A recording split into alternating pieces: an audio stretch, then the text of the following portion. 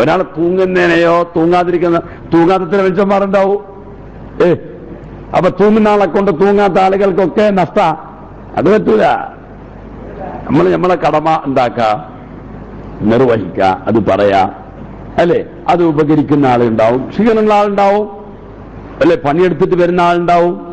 ഏതായാലും ആകട്ടെ, ആ ക്ലാസ്സിലൊന്നും ഇരുന്നിട്ട് അതിന്റെ ഒരു വർക്കത്തെങ്കിലും, ഇരുന്നതിന്റെ വർക്കത്തെങ്കിലും കിട്ടട്ടെ ചിന്തിക്കുന്ന ആളുണ്ടാവും. അവർക്ക് കൂലി കിട്ടും.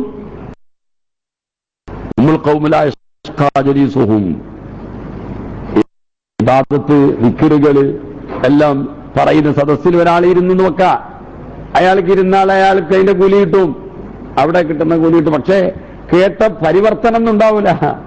അതുകൊണ്ട് എല്ലാവരും ഇനി ഉറങ്ങിയിരുന്ന ഏതായാലും ഉറങ്ങാൻ ചാൻസ് കിട്ടി എന്ന് പറഞ്ഞിട്ട് അങ്ങനെയില്ല. അപ്പൊ ഇത് എന്റെ കടമല്ല, അല്ലെങ്കിൽ വയല് പറയുന്ന ആളെ കടമൊന്നും അല്ല എന്ന് ചുരുക്കത്തിൽ. അപ്പൊ ഏതായാലും ആകട്ടെ വിഷയം പറഞ്ഞ് മരണവും മരണാനന്തര ജീവിതവുമാണ്. മരണവും അതിനോടനുബന്ധിച്ച് ചില വിഷയങ്ങൾ പറയാം. അപ്പൊ മരണത്തെക്കുറിച്ച് അല്ലെങ്കിൽ അതിന്റെ അനന്തരത്തെക്കുറിച്ചുള്ള വിഷയങ്ങൾ ധാരാളം പറയാനുണ്ട്. ഇനി നമ്മള് വിശ്വസിക്കുന്ന വിഷയങ്ങളിൽ കൂടുതലും നമ്മളെ കണ്ണുകൊണ്ട് എത്താത്ത വിഷയങ്ങളാണ്. മരണത്തിന്റെ മുമ്പുള്ള വിഷയങ്ങൾ വളരെ കുറവാ, മരണത്തിന്റെ ശേഷമുള്ളതാണ് വലുത്. മരണത്തിന്റെ ശേഷം ഏതെല്ലാം വിഷയങ്ങൾ വിശ്വസിക്കുകയും മനസ്സിലാക്കുകയും ചെയ്യേണ്ട കുറെ കാര്യങ്ങളുണ്ട്. അതിലേക്കൊന്നും ഇപ്പൊ കടക്കാൻ കഴിയില്ല, എങ്കിലും ചുരുങ്ങിയ രൂപത്തിൽ പറയാം. ഇമാം യാഫി തങ്ങൾ പറഞ്ഞ ചില ഹദീസുകൾ വിശദീകരിച്ചുകൊണ്ട് ഞാൻ നിങ്ങൾ ശ്രദ്ധയിൽപ്പെടുത്തും. ഹദീസ് ക്ലാസ് ആയതുകൊണ്ടായിരിക്കും വിഷയം നോട്ടീസിൽ കൊടുക്കാത്തത്. കാരണം എപ്പോഴും ഇവിടെ വെള്ളിയാഴ്ച അസ്തമിച്ച് ശനിയാഴ്ച മഗ്‌രിബിന് നമ്മുടെ മദീന ഹാളില് ഹദീസ് ക്ലാസ് നടക്കുന്നുണ്ട്. അപ്പൊ അത് അന്നെ പണ്ടെന്നെ ഇബ്രാഹിമുള്ള കാലത്ത് തന്നെ ഞമ്മോ കടപ്പുറത്തെ പള്ളിയിൽ തുടങ്ങിയിട്ടുണ്ട്. അന്ന് തുടങ്ങിയത് തൊക്കോട്ടിലാണ്, പിന്നത് കള്ളാപ്പ് പള്ളിയിലേക്ക് മാറി, പിന്നെ സൗകര്യം കുറവായതുകൊണ്ട് പിന്നെ കടപ്പുറത്തെ പള്ളിയിൽ തുടങ്ങി. കുറെ കൊല്ലായി ഈ ഹദീസ് ക്ലാസ് നടക്കുന്നത് വെള്ളിയാഴ്ച അസ്തമിച്ച് ശനിയാഴ്ച രാത്രി. അതിന് ഞാൻ ഓരോരോ ഹദീസുകൾ ഉണ്ടാവും, ചർച്ചയും ഞങ്ങളുടെ വിഷയവും ഒക്കെ ചർച്ച ചെയ്യലുണ്ട്. അങ്ങനെ ഈ പ്രാവശ്യം നമുക്ക് കുറച്ച് സമയമായി, കുറച്ച് മാസങ്ങളായി നമ്മളെ മദീന ഹാളിൽ എപ്പോഴും നടക്കുന്നുണ്ട്. ഇപ്പൊ റമദാൻ ആയതുകൊണ്ട് അത് തൽക്കാലം നിർത്തിവെച്ചിട്ടുണ്ട്. അപ്പൊ അതെല്ലാം ഉള്ളത് കൊണ്ടായിരിക്കും പിന്നെ ഒരു വിഷയം നോട്ടീസിൽ കൊടുക്കാത്തത് മനസ്സിലാക്കുന്നു. ഏതായാലും ഇരിക്കട്ടെ, നമുക്ക് മരണവും മരണത്തിന്റെ ഈ സ്ഥേദാദ്, അതേപോലെ തന്നെ മരണത്തിന് ശേഷമുള്ള കുറച്ച് വിഷയങ്ങൾ നമ്മുടെ ശ്രദ്ധയിൽ നമ്മൾ ചർച്ച ചെയ്യാം. അല്ലാഹു തആല നല്ലതും മനസ്സിലാക്കാനും പഠിക്കാനും തൗഫീഖ് ചെയ്യുമാറാകട്ടെ. കുല്ലു നഫ്സിൻ ദാഇഖത്തുൽ മൗത്ത് വഇന്നമാ തുവഫൗന ഉജൂറക്കും. അപ്പൊ അത് അന്നെ പണ്ടെന്നെ ഇബ്രാഹിമുള്ള കാലത്തന്നെ നമ്മോ കടപ്പുറത്തെ പള്ളിയിൽ തുടങ്ങിയിട്ടുണ്ട്. അന്ന് തുടങ്ങിയത് തൊക്കോട്ടിലാണ്, പിന്നത് കള്ളാപ്പ് പള്ളിയിലേക്ക് മാറി, പിന്നെ സൗകര്യം കുറവായതുകൊണ്ട് പിന്നെ കടപ്പുറത്തെ പള്ളിയിൽ തുടങ്ങി. കുറെ കൊല്ലായി ഈ ഹദീസ് ക്ലാസ് നടക്കുന്നത് വെള്ളിയാഴ്ച അസ്തമിച്ച് ശനിയാഴ്ച രാത്രി. അതിൽ ഞാൻ ഓരോരോ ഹദീസുകൾ ഉണ്ടാവും, ചർച്ചയും ഞങ്ങളുടെ വിഷയവും ഒക്കെ ചർച്ച ചെയ്യലുണ്ട്. അങ്ങനെ ഈ പ്രാവശ്യം നമുക്ക് കുറച്ച് സമയമായി, കുറച്ച് മാസങ്ങളായി നമ്മുടെ മദീന ഹാളിൽ എപ്പോഴും നടക്കുന്നുണ്ട്. ഇപ്പൊ റമദാൻ ആയതുകൊണ്ട് അത് തൽക്കാലം നിർത്തിവെച്ചിട്ടുണ്ട്. അപ്പൊ അതൊന്നും പിന്നെ ഒരു വിഷയം നോട്ടീസിൽ കൊടുക്കാത്തത് മനസ്സിലാക്കുന്നു. ഏതായാലും ഇരിക്കട്ടെ, നമുക്ക് മരണത്തിന്റെ ഈ സ്ഥേദാദ്, അതേപോലെ തന്നെ മരണത്തിന് ശേഷമുള്ള കുറച്ച് വിഷയങ്ങൾ നമ്മളെ ശ്രദ്ധയിൽ നമ്മൾ ചർച്ച ചെയ്യാം. അല്ലാഹു തആല നല്ലതും മനസ്സിലാക്കാനും പഠിക്കാനും തൗഫീഖ് ചെയ്യുമാറാകട്ടെ. കുല്ലു നഫ്സിൻ ദാഇഖത്തുൽ മൗത്ത് വഇന്നമാ തുവഫൗന ഉജൂറക്കും യൗമൽ ഖിയാമ. കുല്ലു നഫ്സിൻ ദാഇഖത്തുൽ മൗത്ത്, മരണത്തിന്റെ രുചി നോക്കുന്നതാണ്. ഓരോരുത്തരും മരിക്കാനാണ് ഖുർആൻ പറയുന്നത്. മരണം മരണം ഒരു കയ്പ് വെള്ളത്തിന് ഉപമപ്പെടുത്തിയിട്ടാണ് ഖുർആൻ പറയുന്നത്. രുചി നോക്കുന്നതിനാൽ മരണത്തിന്റെ കയ്പ് വെള്ളത്തിന്റെ രുചി നോക്കുന്നതാണ്. മരണം ഒരു പ്രയാസമുള്ള വിഷയമാണ്. മരണം പ്രയാസമുള്ള വിഷയം എന്ന് പറഞ്ഞാൽ എപ്പോഴും മരണവേദനയെക്കുറിച്ച് എളുപ്പത്തിൽ എപ്പോഴും ചോദിക്കലുണ്ട്. മരണവേദനകൾ എനിക്ക് എളുപ്പമാക്കി തരണേ എന്ന് എപ്പോഴും അല്ലാഹുണ്ട്. ബാരിക് ലനാ ഫിൽ മൗത്ത് വഫീമാ ബഅദൽ മൗത്ത്. മരണത്തിൽ നീ ബർക്കത്ത് ചെയ്യണമേ. സന്ദർഭത്തിലാവാനും നല്ല ആളായിട്ട് മരിക്കാനും ആഗ്രഹിക്കാതെ നമ്മൾ ഇരിക്കാൻ പാടില്ല. നമുക്ക് ചിലപ്പോ കുറച്ചൊക്കെ സംസ്കരിച്ചിട്ടാവുമ്പോ അതിന് കുറച്ച് മുസ്ലിമൻ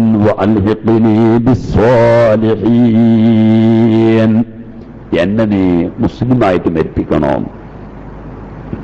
എന്നെ സജ്ജനങ്ങളെ കൂട്ടത്തിൽ ചേർക്കണം എന്നാണ് യൂസുഫ് നബി അലൈഹി സ്വലാത്തു വസ്സലാം പ്രാർത്ഥിച്ചത്.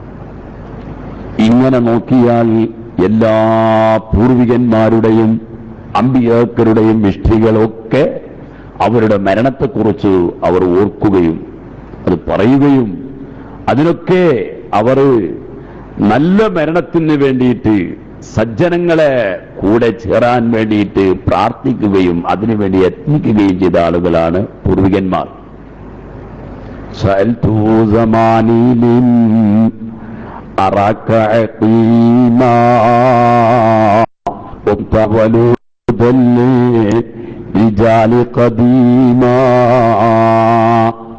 فقال لأني قد كبرت وقد بنا رحيل من الأخرى وصرت سقيما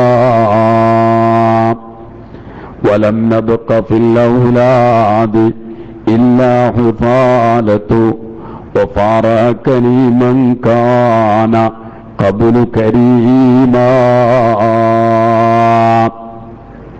മുമ്പ് ഒരാള് ഇമാം യാഫി തങ്ങൾ പറയാണ്, മുമ്പ് കാലത്ത് എത്രയോ സ്വാലിഹീങ്ങളായ ആളുകൾ കഴിഞ്ഞ സ്വാലിഹീങ്ങളായിരിക്കുന്ന ജനങ്ങൾ കഴിഞ്ഞുകിടന്ന ലോകമാണ്.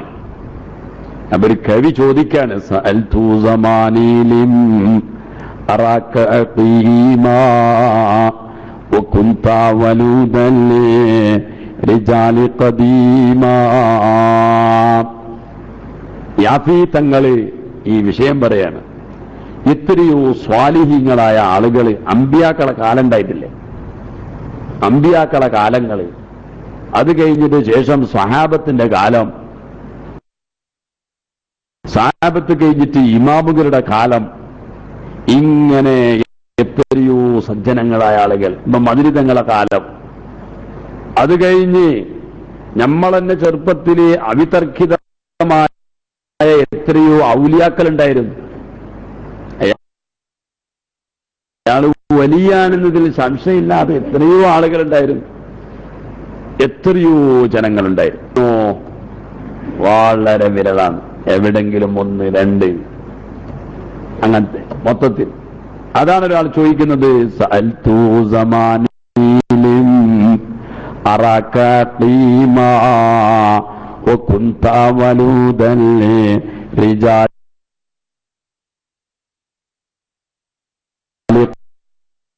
ഖദീമാ. ഞാൻ എന്റെ കാലത്തോട് ചോദിച്ചു,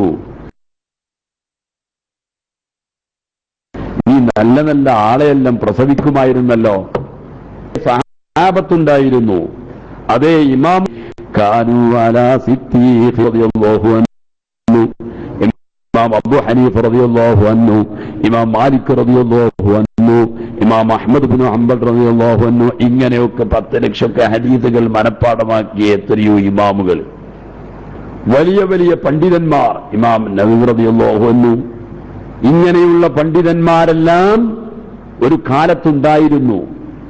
അങ്ങനത്തെ മനുഷ്യന്മാരെല്ലാം ഇപ്പോൾ കാണുന്നില്ലല്ലോ. وكنت ولودا للرجال قديما. കാലത്തോട് ഞാൻ ചോദിച്ചു, ഓ കാലമേ, അമ്പിയാക്കളെ പ്രസവിക്കുന്ന ആളായിരുന്നല്ലോ നീ. അതേ സ്വഹാബത്ത്, അമ്പിയാക്കൾ, ഔലിയാക്കൾ, സ്വാലിഹീങ്ങൾ, സജ്ജനങ്ങളായ ആളുകളൊക്കെ ഉള്ള ലോകമുണ്ടായിരുന്നല്ലോ. ഇപ്പൊ നീ എന്തേ ഇതൊന്നും പ്രസവിക്കാത്തത്? നീ മുരടിച്ചായി, നീ നല്ല ആളൊന്നും പ്രസവിക്കുന്നില്ല. അപ്പൊ കാലം മറുപടി പറയാ, فقال لأني قد كبرت وقد دنا رحيل من الأخرى وصرت سقيما. കാലം മറുപടി പറയാ, ഞാൻ തൊണ്ടിയായിട്ടുണ്ട്, എനിക്ക് വയസ്സായി. ഞാൻ പണ്ടല്ല നല്ല നല്ല ആളല്ല പ്രസവിച്ചോണ്ട് ഇന്ന് ഞാൻ തൊണ്ടി, എനിക്ക് പ്രസവിക്കാൻ കഴിയുന്നില്ല. നല്ല നല്ല മനുഷ്യന്മാരൊന്നും ഇല്ല. വരം ഔലാദി ഇലാഫാതു വഫാറകനി മൻ കാന ഖബ്ലു കരീമ. ഞാൻ മുമ്പ് അങ്ങനൊക്കെ ഉണ്ടെങ്കിലും എന്റെ മക്കളിൽ ഇന്ന് വെറും ചണ്ടിച്ചവറുകൾ മാത്രമേ ബാക്കിയുള്ളൂ. നമ്മളെ കുറിച്ച് പറയാണ്, നമ്മളാണ് ഇന്നുള്ളത് ഇങ്ങനെ തെറ്റുകളും കുറ്റങ്ങളും ഒക്കെ ചെയ്ത് നടക്കുന്ന ആളുകൾ മാത്രമേ എന്റെ മക്കളെ കൂട്ടത്തിൽ ബാക്കിയുള്ളൂ. വഫാറകനി മൻ കാന ഖബ്ലു കരീമാ. എത്രയോ മാന്യന്മാരായ ആളുകൾ മുമ്പുണ്ടായിരുന്നു, അവരെല്ലാം മരിച്ചിട്ട് പോയി. നമ്മളെന്നെ ഒരു നാട്ടിൽ നോക്കിയെങ്കിൽ നല്ല നല്ല മനുഷ്യന്മാരല്ല കഴിഞ്ഞില്ലേ? നല്ല നല്ല മനുഷ്യന്മാർ എല്ലാം കഴിഞ്ഞ് നല്ല സംസ്കരിക്കുന്ന ആളുകളുണ്ടായിരുന്നു. രാത്രിയിൽ എപ്പോഴും ഉണ്ടായാൽ പള്ളികൾ വന്നിട്ട് മഗ്‌രിബ് നിസ്കരിച്ചിട്ട് ഇത്തികാഫിരുന്നിട്ട് അതേ ഖുർആനും ദിക്റുകളും ചൊല്ലുന്ന ധാരാളം പള്ളികൾ. അങ്ങനത്തെ എത്ര മനുഷ്യന്മാരുണ്ടായിരുന്നു. മഗ്‌രിബിന് മുന്നേ പള്ളിക്ക് പോവും അല്ലേ? എത്രയോ ഇന്ന് ഇല്ല എന്നല്ല പറയുന്നത്, വളരെ കുറഞ്ഞുപോയി. നമ്മളുള്ള ആളത്ത് പള്ളികളിൽ അങ്ങനെ ഉണ്ടാവാം, അങ്ങനെ വളരെ കുറഞ്ഞുപോയി. പണ്ടെല്ലാം നമ്മളെ മലബാർ പ്രദേശത്തൊക്കെ മഗ്‌രിബിനൊരു പള്ളിയിലേക്ക് എത്തിപ്പെട്ടാൽ ആ പള്ളിയിലൊക്കെ ഖുർആൻ ഓതുന്ന ആള് ധാരാളം ഉണ്ടായി, ഒരു മൂലക്കിരുന്നിട്ട്, അല്ലെങ്കിൽ ദിക്റ് ചെല്ലുന്ന ആള്, അല്ലെങ്കിൽ നടക്കുമ്പോ പള്ളിയെല്ലാം പൂട്ടിയിട്ട് വെക്കുന്നത്. റമദാനിൽ പള്ളി പൂട്ടിയിട്ട് ബന്ധാക്കുന്നത്, ധൂള് ഉയർന്നാൻ അടിക്കാൻ പണിയാവും.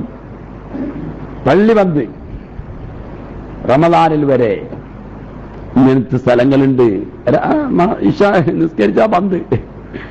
എന്ത് ഒരു മാസം പള്ളി ഓപ്പണായിട്ട് ഞമ്മക്കെല്ലാം ഒരു പള്ളിയിൽ കൂടുതൽ സമയങ്ങളൊക്കെ കഴിയുന്ന ഒരു അവസ്ഥകളൊക്കെ ഒന്നും ഉണ്ടായിക്കൂടെ? ഉണ്ടാവാം. വയസ്സന്മാരായ നമ്മൾ ചിന്തിക്കണ്ടേ? ഞമ്മക്കെല്ലാം കിട്ടുന്ന അവസരങ്ങള്, അള്ള തന്ന സന്ദർഭങ്ങള് നമ്മ ആലോചിക്കണം. നമുക്കെല്ലാം ഈ അവസാനത്തെ 10 ഈത്തിക്കാതിരിക്കാൻ വേണ്ടി കഴിയണം. ഇത് മിഞ്ഞാന്ന് ഇങ്ങനെ ക്ലാസ് എടുത്ത ആളായിരുന്നില്ലേ എന്റെ മക്കളെ അള്ളാഹു അയാളെ ഖബർ സന്തോഷത്തിലാക്കി കൊടുക്കുമാറാകട്ടെ. അദ്ദേഹത്തിന്റെ കുടുംബത്തിലേക്കുള്ള നഷ്ടങ്ങൾ അള്ളാഹു പരിഹരിച്ചു കൊടുക്കുമാറാകട്ടെ. പറഞ്ഞു വരുന്നത്, അങ്ങനെയല്ലേ മനുഷ്യന്റെ മരണം സംഭവിക്കുന്നത്? എത്ര ഇഷ്ടികൾ, നമ്മളെ വീട്ടിൽ എത്ര ആളുണ്ടായിരുന്നു? ആരുണ്ട്? എന്തെന്നെ തറവാട് പോലെയാണ് ഞമ്മളെ പോലെ, അതൊക്കെ പൊളിച്ചിട്ട് കെട്ടിയതാ. അപ്പൊ ഇതിന്റെ ഇടയിൽ എന്റെ മൂത്താപ്പയും പിന്നെ ഒരു കാക്കയും മരിച്ചപ്പോ ഒരാള് വന്നിട്ട് എന്നോട് പറയാ, ആ മാളിയംപുരന്റെ ആളുകളെല്ലാം തീർന്നുപോയി. മാളിയംപുരയുണ്ടായിരുന്നു, അതിന്റെ ആളെല്ലാം തീർന്നുപോയി. ഇന്ന് എന്റെ ഉപ്പാന്റെ കുടുംബത്തിൽ ബാക്കിയുള്ളത് എന്റെ ഉപ്പാന്റെ പെങ്ങളും ഒരു മൂത്താപ്പയും ബാക്കിയുണ്ട്. ബാക്കി എല്ലാം മരിച്ചു തീർന്നു. എന്റെ സംഭവം പറയാ അല്ലേ? അങ്ങനെ എത്ര സംഭവങ്ങൾ നമ്മളെ വീട്ടിലുണ്ട്. എന്നിട്ടൊരു മടക്കം നമുക്കുണ്ടോ? എന്തില്ല. നമ്മ ഇങ്ങനെ കേൾക്കുന്നു, പോന്ന് ചെയ്യുന്നു. ഇപ്പോ പത്രങ്ങൾ നിങ്ങൾ നോക്കി, വ്യഭിചാരത്തിലൊക്കെ നോമ്പ് മാസം, എന്നാലും വ്യഭിചാരത്തിലും തട്ടിക്കൊണ്ടേലും ഒക്കെ നമ്മളെ യുവാക്കള് കല്യാണം കഴിഞ്ഞതുകൊണ്ട് കഴിയാത്തതുകൊണ്ട് എല്ലാം ആലോചിക്കണം. അപ്പൊ നമ്മളെ സംബന്ധിച്ചിടത്തോളം നമുക്കൊരു മടക്കം, ഒരു മാറ്റം വരുന്നില്ല എന്ന് കണ്ടാല് നമ്മളെ ജീവിതം എന്ത് ഇത് ഞമ്മല്ലെന്ന് വിചാരിക്കുന്നുണ്ടോ? ഒരു 10-50 കൊല്ലം ആവുമ്പോ, അല്ല ഒരു 100 കൊല്ലാവുമ്പോ ഞമ്മല്ല ബാക്കി സ്ഥലങ്ങളിൽ ആരാണ് പറയാ, ആശ കൊണ്ട് പറയാ അല്ലെ? ഒരു 100 കൊല്ലുണ്ട്, അപ്പൊ ഞമ്മല്ലയുടെ ബാക്കിയാവും. എന്തുമില്ല, നമ്മതെല്ലാം ആലോചിക്കണം. എപ്പോഴാവാം അതിനൊന്നും പേടിക്കാൻ പാടില്ല. മരണത്തെ ഓർക്കുന്നൊന്നും പേടിക്കാനൊന്നുമില്ല. മരിക്കൽ ഒരു മനുഷ്യനിക്ക് വാജിബാണ്.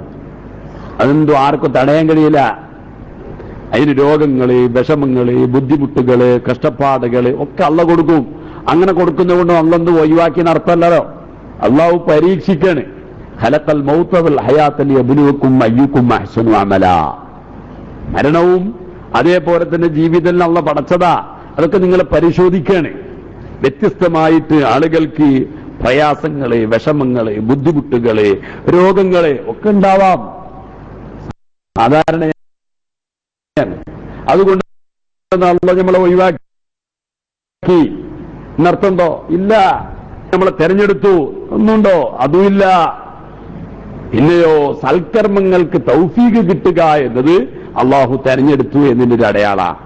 അതുകൊണ്ട് നമ്മളെ കയ്യിൽ എന്തെങ്കിലും ദാനധർമ്മം ചെയ്യാൻ കഴിഞ്ഞാല്, നമുക്ക് നിസ്കരിക്കാൻ കഴിഞ്ഞാല്, നമുക്ക് ആത്മാർത്ഥമായിട്ട് വല്ല സൽക്കർമ്മം എന്റെ ഉത്ഥാനകർമ്മത്തിൽ ബാക്കിയുള്ളതോ എന്നിതല്ല വെളിവാക്കിയല്ലോ എന്ന് ചിന്തിക്കണം. അത്രയേ ഉള്ളൂ.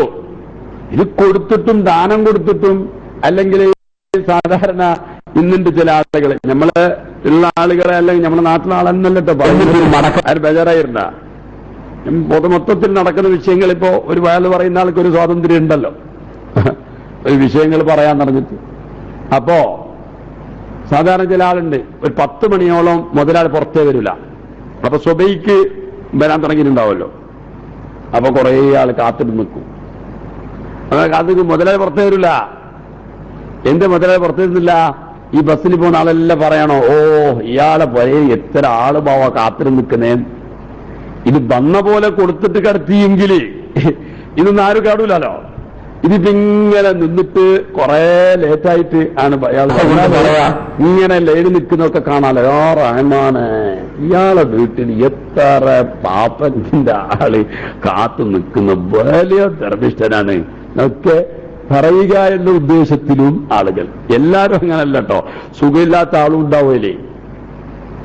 ചില ആളങ്ങനെ ഉണ്ട്. ചിലപ്പോ നിങ്ങൾ പോയിട്ട് ബലടിച്ചപ്പോൾ എന്നെ പെട്ടെന്ന് എണിച്ചിട്ട് വരാൻ കഴിയാത്ത മനുഷ്യന്മാരുണ്ട്. ഇല്ല എന്നല്ല, മനസ്സിലായി. ചില ആളുകൾക്ക് അങ്ങനത്തെ ഒരു സ്വഭാവം. എന്തെങ്കിലും നമ്മളെ ആവശ്യത്തിന് ഇപ്പൊ ഒരു പിരിവിനാ കാര്യത്തിനാ പോയാല് നമ്മവിടെ ഇരുന്ന നമ്മ ചിലപ്പോ പറയും, എത്ര നേരമായിപ്പോ ഇയാളെ കാക്കുന്നേന്ന്. പണം കാക്കണോ? അയാൾക്ക് നിങ്ങൾ പോയി എന്ന് ചിലപ്പോൾ അറിഞ്ഞിട്ടുണ്ടാവില്ല. അയാളെ വീട്ടിൽ അയാൾക്കൊരു സിസ്റ്റം ഉണ്ടാവും. അയാളെ ഭാര്യയ്ക്കോ മക്കൾക്കോ ഒന്നും ഇത്ര ടൈമിന് വിളിക്കരുതെന്നുണ്ടാവും. അപ്പൊ നിങ്ങളുടെ പറഞ്ഞിട്ട് കാര്യമില്ല. അയാൾ നല്ല മനുഷ്യനായിരിക്കും. അതേ സ്ഥാനത്ത് ഇനി നിങ്ങൾ പോയ റിപ്പോർട്ട് പറഞ്ഞാൽ തന്നെ പെട്ടെന്ന് എണീക്കാൻ കഴിയില്ല, സുഖമില്ല, അയാൾക്ക് നടുവേദന ഒക്കെ ഉണ്ടാവും. അപ്പൊ പിന്നെ മെല്ലെ എണീച്ചിട്ട് ഇരുന്നിട്ട് ബാത്റൂമിലൊക്കെ പോയിട്ട് വരുമ്പോ എത്ര ടൈമാവും. പിന്നെ ഞാനെന്തറിയോ, എന്റെ അനുഭവം ഞാൻ പറയാണ്. ഞങ്ങളെ കോട്ടക്കാരിൽ മുഹമ്മദാജ് ഉണ്ടായിരുന്നു. അള്ളാഹു അയാൾ ഈ എല്ലാ റമദാനിലും വലിയ സന്തോഷമാണ് അയാൾ ഉണ്ടായത്. അള്ളാഹു അയാൾക്ക് പുറത്തു കൊടുക്കട്ടെ. അപ്പൊ അയാൾക്ക് അങ്ങനെയാണ്. അയാളുടെ അടുത്ത് വീട്ടിൽ പോയാൽ അയാൾക്ക് എണീക്കണമെങ്കിൽ കുറച്ച് ടൈമുണ്ട്. അയാൾ മെല്ലെ എണീച്ചിട്ട് വന്നിട്ട് ഒരാൾ ആര് വന്നാലും കുറെ സംസാരിക്കുന്ന ഒരു വ്യക്തിയാണ്. അപ്പൊ ഞാൻ അയാളോട് നേരിട്ട് ചോദിച്ചപ്പോൾ അയാൾ പറഞ്ഞതാണ് എന്നോട്. അപ്പൊ എനിക്ക് മനസ്സിലായത് സംഗതി ഇങ്ങനെ ഉണ്ട്. ഒരിക്കലേ അയാൾ പള്ളിക്ക് വരുമ്പോ, ലാസ്റ്റ് സുഖമില്ലാത്ത സമയത്ത് പള്ളിക്ക് വരുമ്പോ ലേറ്റായിട്ട് വരും, കുറച്ച് ലേറ്റായിട്ട് വരും. അപ്പൊ അയാൾക്കൊരു കസാല ഉണ്ടാവരാണ്. അപ്പൊ ഒരാൾ എന്നോട് ചോദിച്ച്, ഇതെന്താ ഇയാൾക്ക് റിസർവാ, ഇയാള് ഒരു പ്രസിഡന്റ് എന്ന് പറഞ്ഞിട്ട് അങ്ങനെ എന്തുണ്ടാ എന്നൊക്കെ പറയാൻ എന്നോട് ചോദിച്ചു. അപ്പൊ ഞാൻ പറഞ്ഞു, അങ്ങനൊന്നുമില്ല, സാധാരണ അയാൾ വന്നിട്ട് അവിടെ ഇരിക്കല. അത് നിങ്ങൾ പറയണോ? പ്രസിഡന്റ് എല്ലാം പേം വന്നില്ലെങ്കിൽ പിന്നെ ആര് വരുന്നേ? പ്രസിഡന്റിന് പേം വരാൻ പറയണം. അയാളെ പേം വരാൻ പറയണം നിങ്ങൾ പറഞ്ഞു. ഇത് നിങ്ങൾക്ക് പേടിയാണോ? ഇങ്ങനത്തെ പൈസക്കാരെല്ലാം കണക്ക് പേടിയാണോ? എനിക്ക് ഭയങ്കര ചോദ്യം. ഞാൻ പറഞ്ഞ്, ആ മനുഷ്യന് ആഫിയത്ത് കുറഞ്ഞ മനുഷ്യനാണ്. പള്ളിക്ക് വരുന്നത് തന്നെ വലിയ ഭാഗ്യത്തിന്, പള്ളിക്ക് വരുന്നത് തന്നെ വലിയ ഭാഗ്യത്തിന്. ഈ വയസ്സന്മാരെ നമുക്ക് ഹൃദയം പറഞ്ഞു എന്ന് പറഞ്ഞാലാവോ? ബാല്യക്കാരെ ചിലപ്പോൾ സുഖം മറന്നുവാന്ന് പറയാം. വയസ്സന്മാർ വരുന്നതിന് അൽഹംദുലില്ലാ മൂത്രം കെട്ടിപ്പിടിക്കുന്ന ആളുകളുണ്ട്. അവരെല്ലാം പള്ളിക്ക് വന്നു കിട്ടാന്ന് പറഞ്ഞാൽ അൽഹംദുലില്ലാ, ഈ റക്അത്ത് തീരുന്നതിന് മുന്നേ വന്നു കിട്ടാന്ന് വരുമ്പോൾ അൽഹംദുലില്ലാ. ഞാൻ പറഞ്ഞേ എനക്കാരെ കുറിച്ച് പറഞ്ഞു, അയാളെ ജീവിതം മുഴുവൻ എനിക്ക് അറിയും. അയാൾ എത്ര തലേ ദിവസം വ്യാഴ്ച അയാൾ താടിപ്പിച്ചിട്ട് റെഡിയായി നിൽക്കുക എന്തെങ്കിലും ജുമാക്ക് വേണ്ടിയിട്ട്, എങ്കിലും അയാൾക്ക് ജുമാക്ക് എത്താനാണ് ലേറ്റായിട്ടാ. കാരണം മൂത്രത്തിന്റെയും അതിനൊക്കെ പ്രശ്നങ്ങളുണ്ട്. അപ്പൊ ഞാൻ ആ വിഷയങ്ങൾ പറഞ്ഞു. എനിക്ക് അങ്ങനെ പറയാൻ കഴിയില്ല, അവർ വന്നു കിട്ടുന്നതിന്റെ ഭാഗ്യ. അപ്പൊ വേസന്മാരെ സംബന്ധിച്ചു ഇപ്പോ കുറെ വേസന്മാരെ ചാരിട്ടിരിക്കുന്നു. ഓരോ ഞമ്മ പറയാൻ പറ്റുമോ? നിങ്ങൾ ചാരിട്ടിരിക്കാൻ പാടില്ലെങ്കിൽ അവർ പറയല നാളെ പിന്നെ വയതിൽ വരില്ല. കാരണം ചാരിട്ടിരിക്കാതെ കഴിയുന്നില്ല അവർക്കെന്ന്. നിസ്കരിച്ചതിന് ശേഷം ഉടനെ പോയിട്ട് ചാരിട്ടിരിക്കുന്നവർ എല്ലാരും അങ്ങനെ പറയാൻ കഴിയില്ല നമുക്ക്. കാരണം ചാരിട്ടിരിക്കേണ്ടി വരും.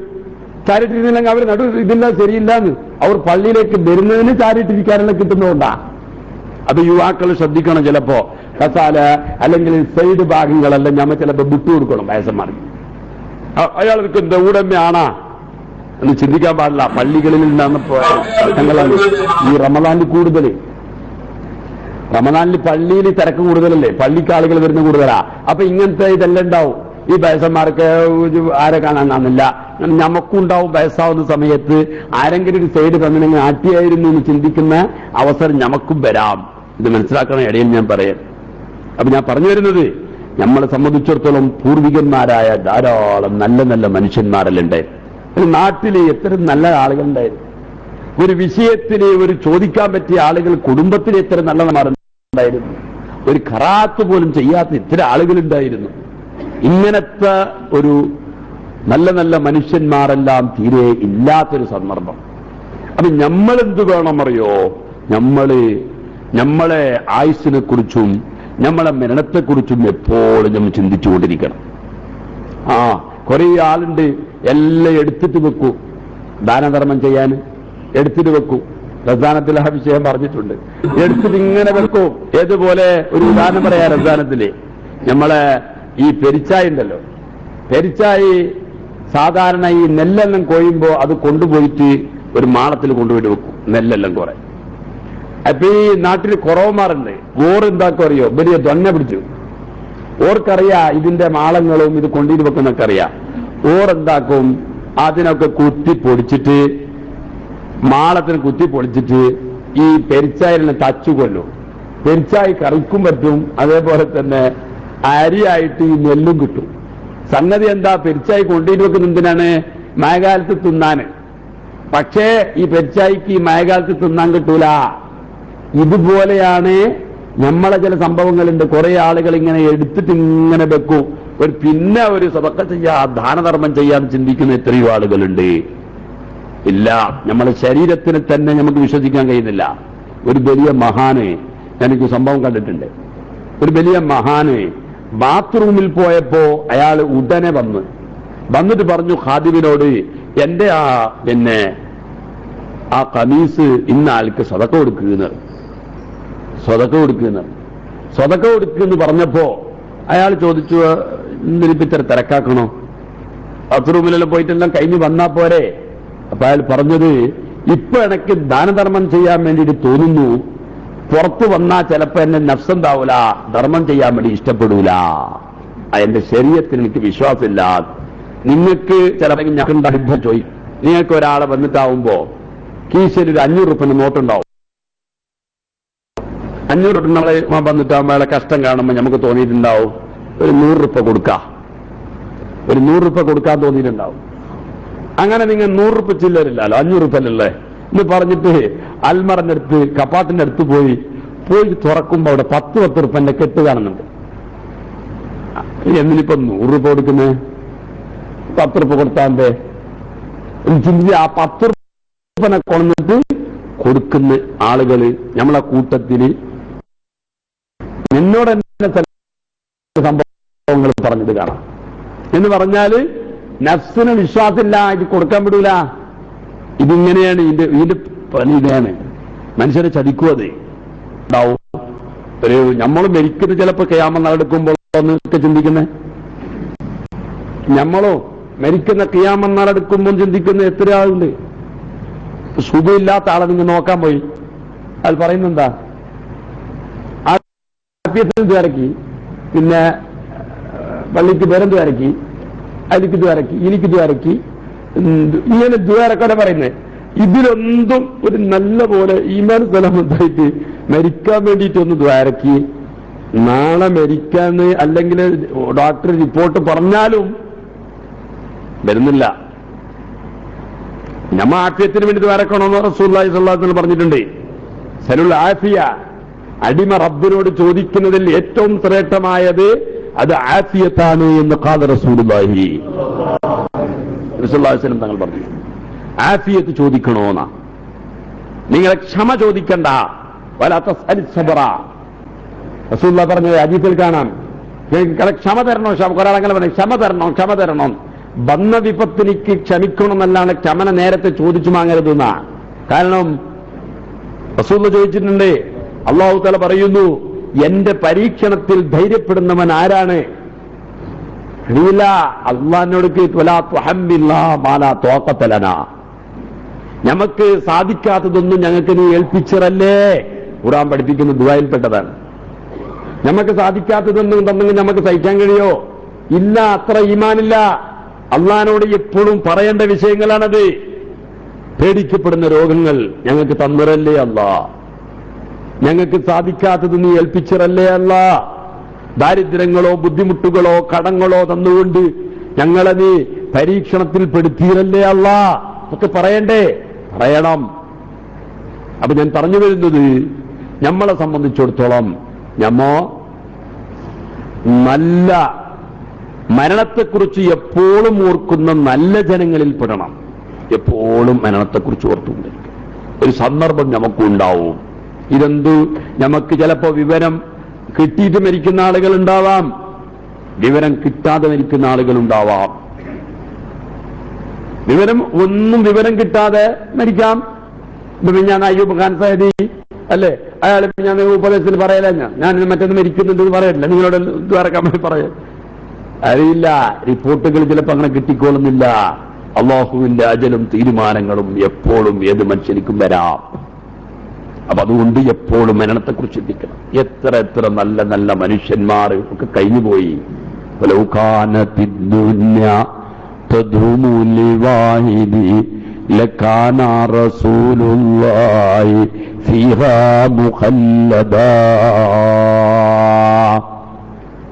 നബി സല്ലല്ലാഹു അലൈഹി വസല്ലം തങ്ങളല്ലേ ഇവിടെ എപ്പോഴും ബാക്കിയാവുന്നുണ്ടെങ്കിൽ തങ്ങളല്ലേ ബാക്കിയാവേണ്ടത്. ആ തങ്ങളും 63 വയസ്സാവുമ്പോ ഭാര്യമാരെയും ഒക്കെ വിട്ടിട്ട് സഹാബത്തിനൊക്കെ വിട്ടിട്ട് പോയിട്ടുണ്ട് അല്ലേ. അമാറു ഉമ്മത്തി മാബൈന സിത്തീന വസബഈൻ, എന്റെ ഉമ്മത്തിന്റെ അധികം ആളുകളുടെയും ആയുസ് 60-70 ഇടയിലാണ്. ഇത്രയേ ഉള്ളൂ. കിട്ടുന്ന ജീവിതത്തിൽ വളരെ കുറവാ. നമ്മൾ മനസ്സിലാക്കണ്ട. കുറെ ജീവിക്കും, കുറെ കിട്ടും, അല്ല കണക്ക് പോലെ തീരും. ഇനിയിപ്പോ മരണത്തെക്കുറിച്ച് പേടിച്ചിട്ട് നമുക്കെന്ന് ഇരിക്കാൻ പറ്റുമോ? അല്ല ഖബറിനെ കുറിച്ച് പേടിച്ചിട്ട് ഇരിക്കാൻ പറ്റുമോ? ഇല്ല. അതെല്ലാം പടച്ചവന്റെ തീരുമാനമനുസരിച്ച് നടക്കുന്നതാണ്.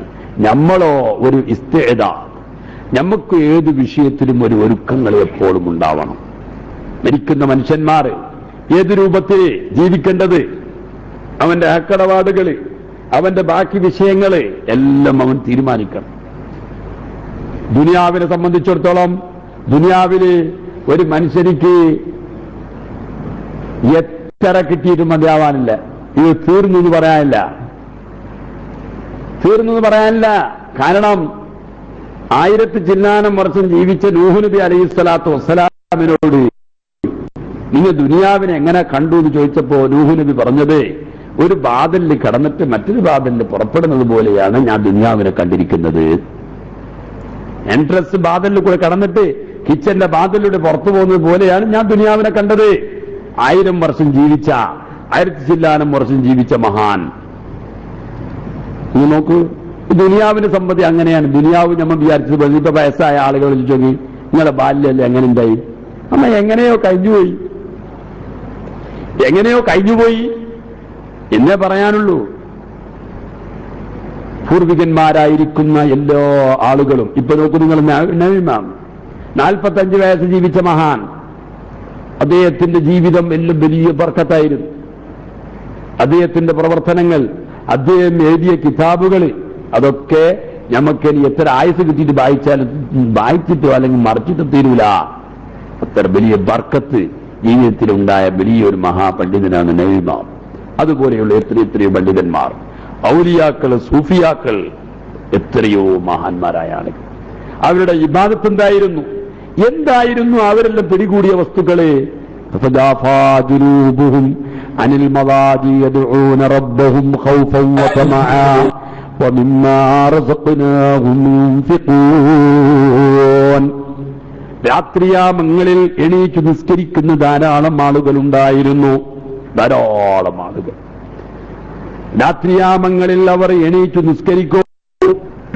ധാരാളം നിസ്കരിക്കും. അവർ ധാരാളം ഖുർആനോതും, ധാരാളം ദിക്റുകൾ ചൊല്ലും, നല്ല സൽക്കർമ്മങ്ങളായ എത്രയോ പ്രവർത്തനങ്ങൾ അവർ നടത്തും. എന്താണ് അവരെ പിടികൂടിയത്? നമ്മൾ ഇവിടെ സ്ഥിരമായി താമസിക്കേണ്ടവരല്ല, നമുക്ക് മരിച്ചു പോവാനുണ്ട് എന്ന് ചിന്ത ഉണ്ടായിരുന്നു. ഇതൊരു പള്ളിയിൽ കളാട്ടെ, ബദരീങ്ങളാണ്ട് എന്ന് പറയുന്നില്ല, ബദരീങ്ങളാണ്ടിന് സീർനിക്ക് കളാട്ടെ, മുജാഹിദ് പറയുന്ന പിന്നെ ഒട്രാസി പറയുന്നതാണ്. നമ്മൾ അങ്ങനെ ഒരു കുഴപ്പമോ കളാട്ടെ പള്ളിയിലോ ഭാഗത്താക്കാൻ പാടില്ല. ഇല്ല, എളുപ്പത്തിലില്ല കട ബദരീങ്ങളാണ്ട് പോയിരിക്കുന്നത്. ഇതിന് 11 മണിയെല്ലാം ജാവോളോ കാത്തിരുന്നെല്ലായി സീറിന് ലൈൻ നിൽക്കുമ്പോക്ക് ഭായിന്നത് കാണുന്ന അങ്ങനെ. ആ കൂട്ടത്തിൽ ഞങ്ങൾ പറയുന്നത് സീറിനില്ല, എന്തില്ല ഒരു കളാട്ട. ആ വിഷയത്തിൽ ഒരു കുഴപ്പം, ഒരു ബദരീ നടക്കുമ്പോൾ ആളുകളെ അതപ്പോ ഒരു ഇതുമില്ലാതെ ബദരീകളെ സംബന്ധിച്ചിടങ്ങളെല്ലാം ഉണ്ടല്ലോ. ആ വിഷയത്തിൽ കിടക്കുന്നില്ല, അത് വലിയ വിഷയം തന്നെയായിട്ടുണ്ടല്ലോ.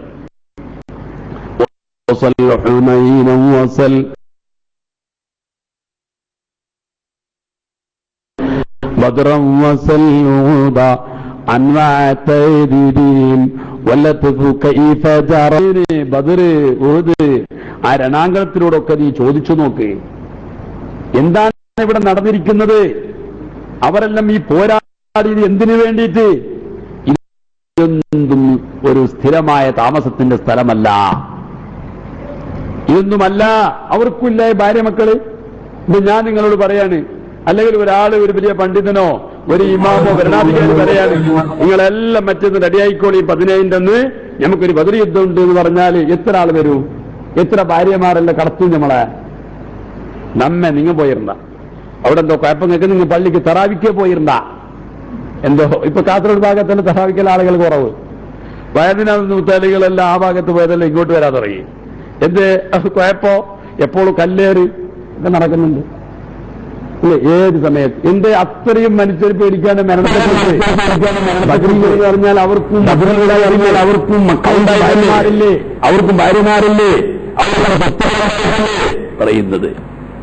അതുകൊണ്ട് കുറെ ആളുകൾ ഇപ്പോൾ കുറച്ച് ബാലക്കാരിൽ ജിഹാദ് ഉദ്ദേശിക്കുന്ന ആളുകളുണ്ട്. അത് ഒരു ഭരണവും ഒരു ഇമാമും യുദ്ധത്തിന് വേണ്ടിയിട്ട് അങ്ങനെ ഒരു വരിയാവാകുന്നത് ഇസ്ലാമിന്റെ ചരിത്രത്തിലേ ഇല്ല. അവരെല്ലാം അവർക്കുണ്ടായ ഈ ബദർ യുദ്ധവും അതുപോലത്തെ യുദ്ധങ്ങളും അതേപോലെ ധാരാളം അള്ളാഹുവിന്റെ പൊരുത്തത്തിൽ ജീവിക്കാനുള്ള പ്രയത്നങ്ങളും കഷ്ടപ്പാടുകളും ഉണ്ടായത് എന്തുകൊണ്ട്? ഞങ്ങൾക്ക് മരിക്കാനുണ്ട്, ഞങ്ങൾ മരിച്ചതിന് ശേഷം വലിയ ഒരു ലോകത്ത് നമുക്ക് പോവാനുണ്ട് എന്ന സന്ദർഭമാണ്. നമ്മ നോക്കൂ, നമ്മളെ അർവാഹുകൾ ഉള്ള കാലങ്ങൾ നമുക്കറിയില്ല. നമ്മ ഉമ്മാന്റെ വയറ്റിൽ താമസിച്ച സമയങ്ങൾ നമുക്കത് ഓർമ്മയുണ്ടോ? അതൊക്കെ നടന്നതല്ലേ?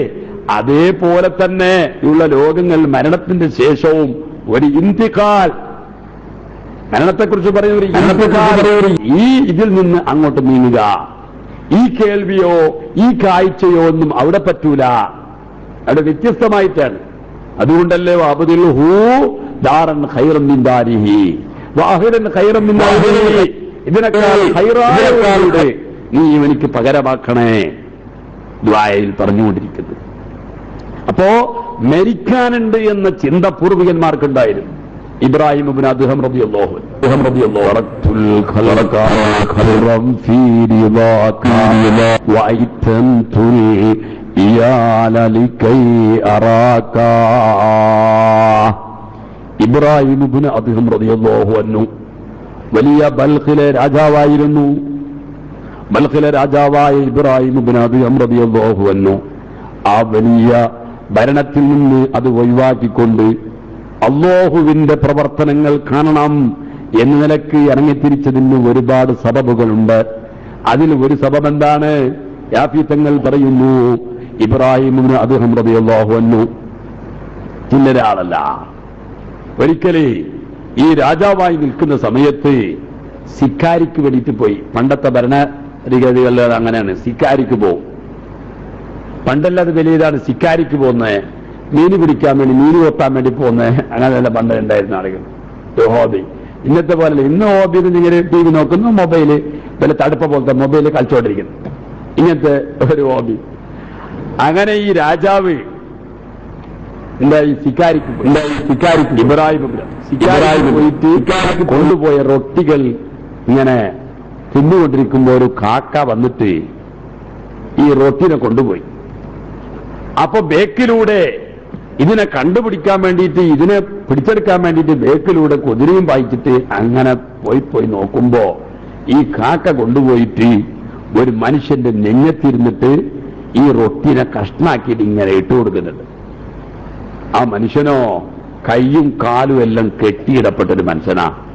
അല്ലാഹു അഹദ്, അല്ലാഹു അഹദ്, അല്ലാഹു അഹദ് എന്നിങ്ങനെ പറഞ്ഞുകൊണ്ടിരിക്കുന്ന മനുഷ്യനാ.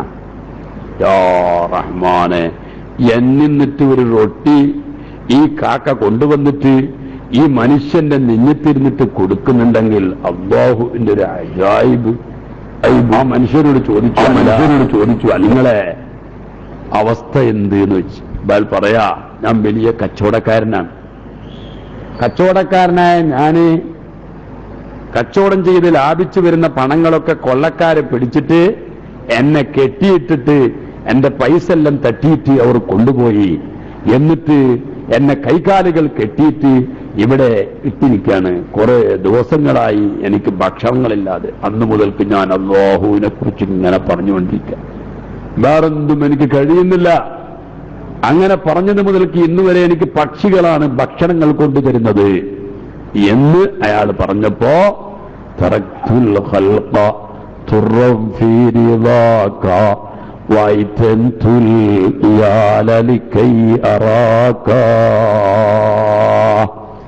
ഭരണം ഒഴിവാക്കിയിട്ട് അല്ലാഹുവിന്റെ അജായിബ് കാണാൻ സഞ്ചാരിയായി നടക്കാൻ വേണ്ടി തുടങ്ങി ഇബ്രാഹിം അദ്ദേഹം പറയുന്നു. ഇത് ഒരു കാരണമാണ്, കുറെ കാരണങ്ങളുണ്ട്.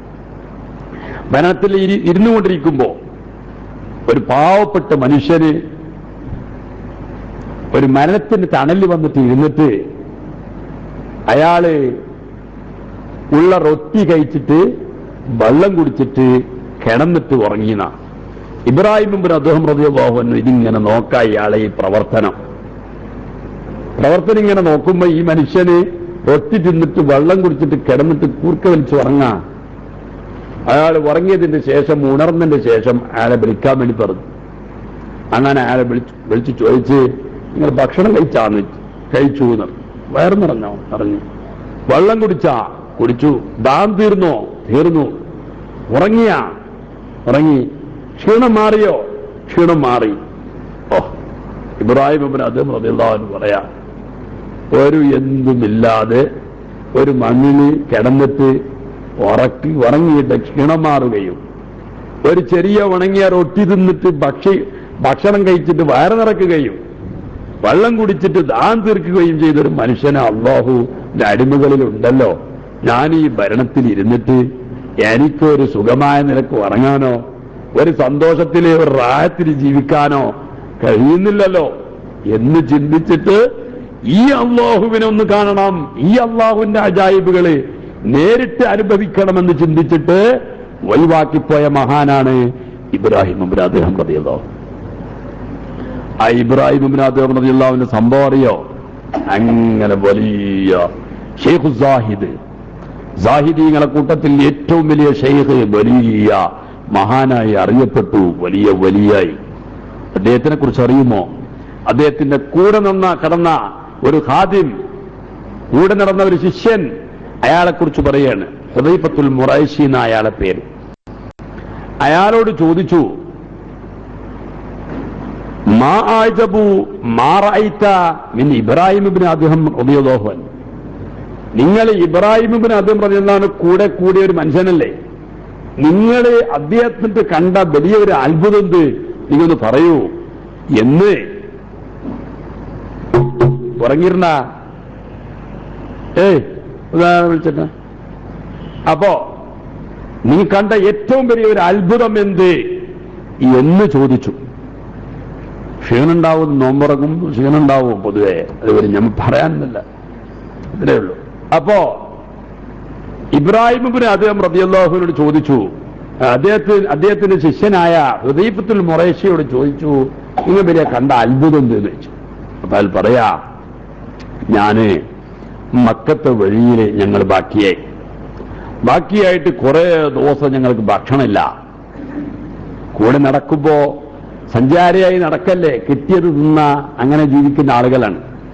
അങ്ങനെ മഹാനായ ഇബ്രാഹിം ഇബ്നു അദ്ഹം റളിയല്ലാഹു അൻഹു എന്റെ കൂടെ ജീവിക്കുമ്പോ ഞാൻ സഹിച്ചു. കുറെ നാള് ഭക്ഷണങ്ങളില്ലാണ്ടായി. പിന്നെ ഞങ്ങൾ കൂഫയിൽ കടന്നു. കൂഫയിൽ വന്നിട്ട് ഒരു ഖറാബായ, ഒരു പൊളിഞ്ഞു വെക്കുന്ന ഒരു പള്ളിയിൽ ഞങ്ങൾ അഭയം തേടി.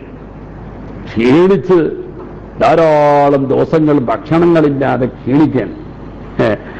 അതിപ്പോ ഭക്ഷണം കഷ്ടപ്പെട്ട ആളുകൾക്കെല്ലാം അറിയാതെ. പിന്നെ എയർപോർട്ടിൽ വരുന്ന ആളുകൾക്കും ഇതെല്ലാം കുറെയൊക്കെ അനുഭവിക്കുന്നുണ്ട്. എയർപോർട്ടിലായിട്ട് ഇങ്ങനെ വരുന്ന ആളുകൾക്കെല്ലാം ഉണ്ട്, യാത്ര ചെയ്യുന്ന ആളുകൾക്കെല്ലാം വേണ്ട ഭക്ഷണങ്ങളൊന്നും കിട്ടിയില്ല. യാത്ര ചെയ്യുന്ന ആളുകൾക്കെല്ലാം അറിയാതെ. അല്ലെങ്കിൽ പഴയ മനുഷ്യന്മാർക്കറിയാം ഈ ഭക്ഷണത്തിന്റെ ബുദ്ധിമുട്ട്. ഇന്നത്തെ പിള്ളേർക്കറിയില്ല. ഇന്ന് ചിക്കന്റെ കാലല്ലേ, എല്ലാം ഹലാല്, എല്ലാം ഹലാലെന്ന് പേരിട്ട് ഹലാലായി.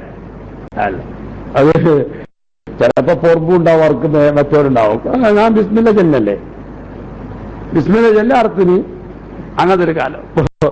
പിള്ളേർക്ക് ചിക്കനല്ലാതെ വേറെ ഒന്നും അറിയില്ല. നിങ്ങളെ ഈ ഫിഷൊന്നും നടക്കൂല, പിള്ളേർക്കൊന്നും അനുഭവമില്ല.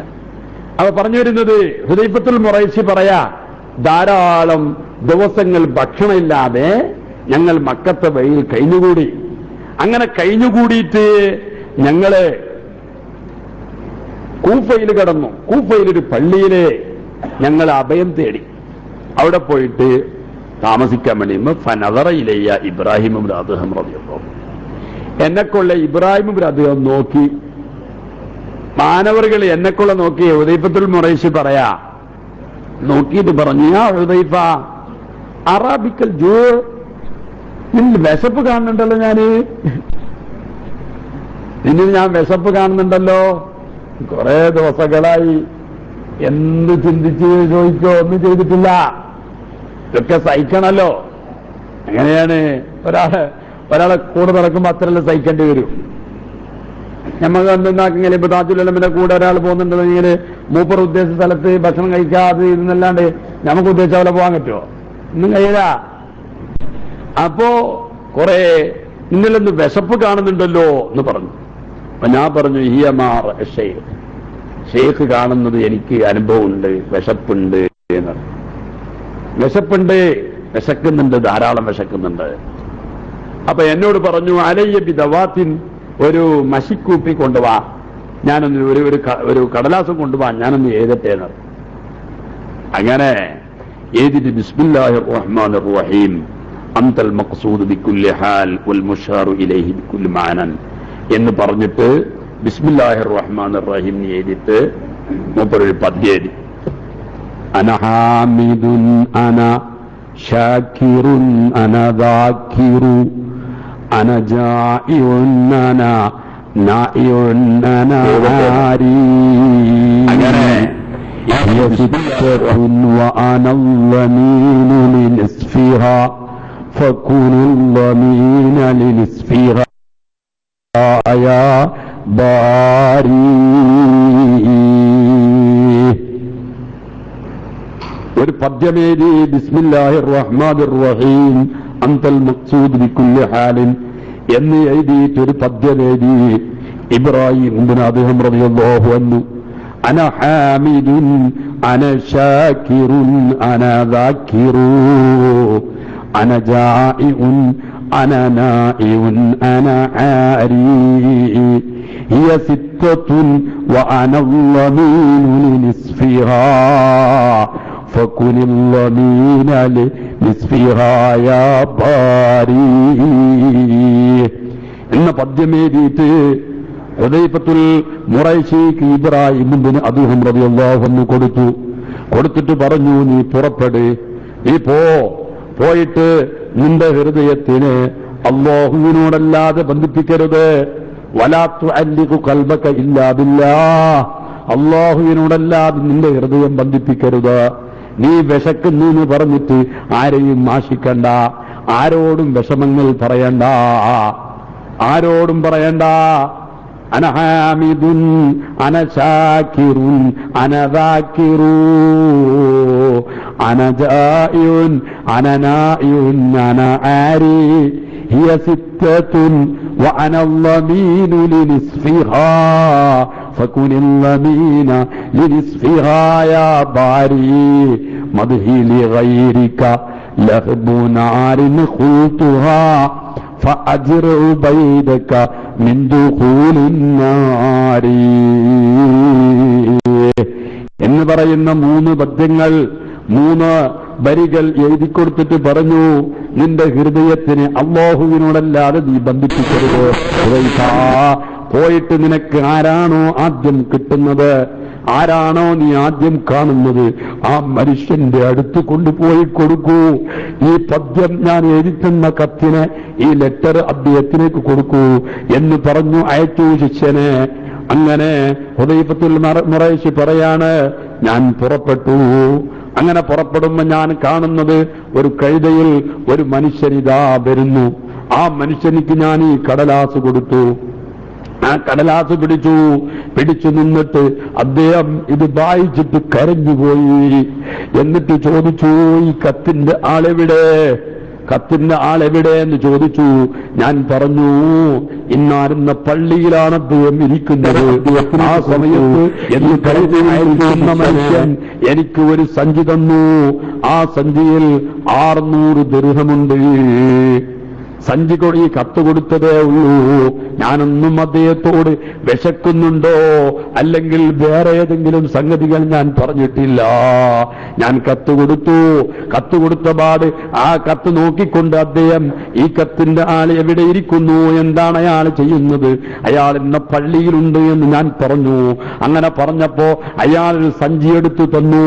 സഞ്ചിയിൽ 600 ദീനാറുകളുണ്ട്.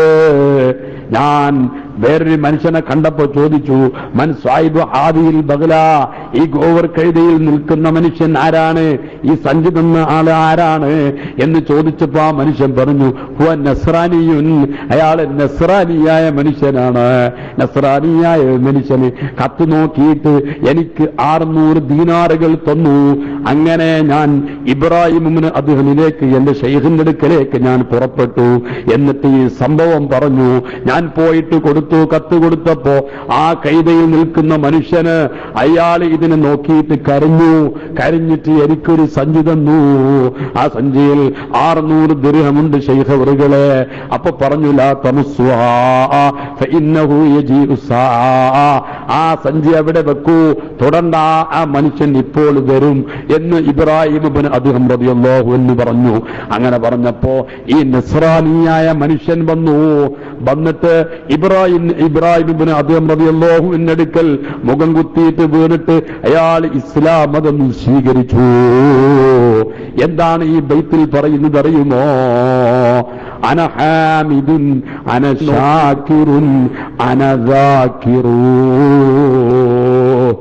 ഞാൻ അല്ലാഹുവിനെ തുടിക്കുന്നവനാണ്, ഞാൻ ഹംദ് ചൊല്ലുന്നവനാണ്, ഞാൻ ശുക്ർ ചെയ്യുന്നവനാണ്. നിന്റെ നിഅമത്തുകൾക്ക്, നീ എനിക്ക് ചെയ്ത അനുഗ്രഹങ്ങൾക്ക് ഞാൻ നന്ദി ചെയ്യുന്നവനാണ്. ഞാൻ നിന്നെ ദിക്ർ ധാരാളം ചൊല്ലുന്നവനാണ്. നീയല്ലാതെ എന്റെ ഹൃദയത്തിൽ വേറെ ആരുമില്ല. കുറെ കാലങ്ങളായി ഞാൻ സ്തുതിക്കുന്നു നിന്നെ, ഞാൻ ദിക്ർ ചൊല്ലുന്നു, നിനക്ക് ഞാൻ നന്ദി ചെയ്യുന്നു. അങ്ങനത്തവനാണ് ഞാൻ. എന്നാൽ അല്ലാഹുവേ, അനജാഇഉൻ, ഞാൻ വിശന്നവനാണ്. അനനാഇഉൻ, ഞാൻ ദാഹിച്ചവനാണ്. അനആരി, എനിക്ക് വസ്ത്രമില്ല, ധരിക്കാൻ വസ്ത്രമില്ലാത്തവരാണ്. ഈ 6 സംഗതികൾ ഹിയ സിത്തത്തുൻ വഅന അൽ-ളമീനു ലിനിസ്ഫിഹാ. 6 സംഗതികളാണ്. ഈ 6 സംഗതികളിൽ വഅന അൽ-ളമീനു ലിനിസ്ഫിഹാ, അതിൽ 3 കാര്യങ്ങളിൽ പകുതിക്ക് ഞാൻ ഏറ്റെടുത്തവനാണ് അല്ലാ. അതെന്തറിയോ? സ്തുതിക്കുന്നത് ഞാനാണ്, നിന്നെ സ്തുതിക്കുന്നത് ഞാനാണ്, നിന്നെ ശുക്ർ ചെയ്യുന്നത് ഞാനാണ്, നിനക്ക് ദിക്ർ ചൊല്ലുന്നത് അത് ഞാൻ ഏറ്റെടുത്തതാണ്. അതേ സ്ഥാനത്ത് 6 കാര്യങ്ങളിൽ മറ്റ് 3 കാര്യങ്ങളുണ്ടല്ലോ. അല്ലാ, എന്താണ്? ഞാൻ വിശന്നവനാണ്, എന്റെ വിശപ്പടക്കേണ്ടവൻ നീയാണ്. ഞാൻ ദാഹിച്ചവനാണ്, എന്റെ ദാഹം തീർക്കേണ്ടവൻ നീയാണ്. ഞാൻ നഗ്നനാണ്, എനിക്ക് വസ്ത്രങ്ങൾ ധരിക്കാനില്ല, എനിക്ക് വസ്ത്രം തരേണ്ടവൻ നീയാണ് എന്ന് അർത്ഥം വരുന്ന പദ്യങ്ങൾ. എന്നിട്ട് പറയുന്നു, മദ്ഈലി ഗൈരിക ലഹ്ബുനാരിൻ ഖുൽതുഹാ ഫഅജ്ർ ബൈദക മിൻ ദുഖൂലിൻ നാരി. നീയല്ലാത്ത ഒരു മനുഷ്യനോട് ഞാൻ ഈ സംഗതികൾ പറയില്ല. അങ്ങനെ പറഞ്ഞാൽ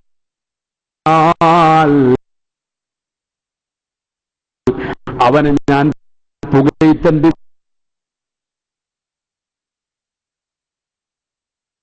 വരും. നീയല്ലാത്ത ഒരാളെ പുകഴ്ത്തുന്നത് ആളിക്കത്തുന്ന നരകത്തിൽ തീ കടക്കലാണ്.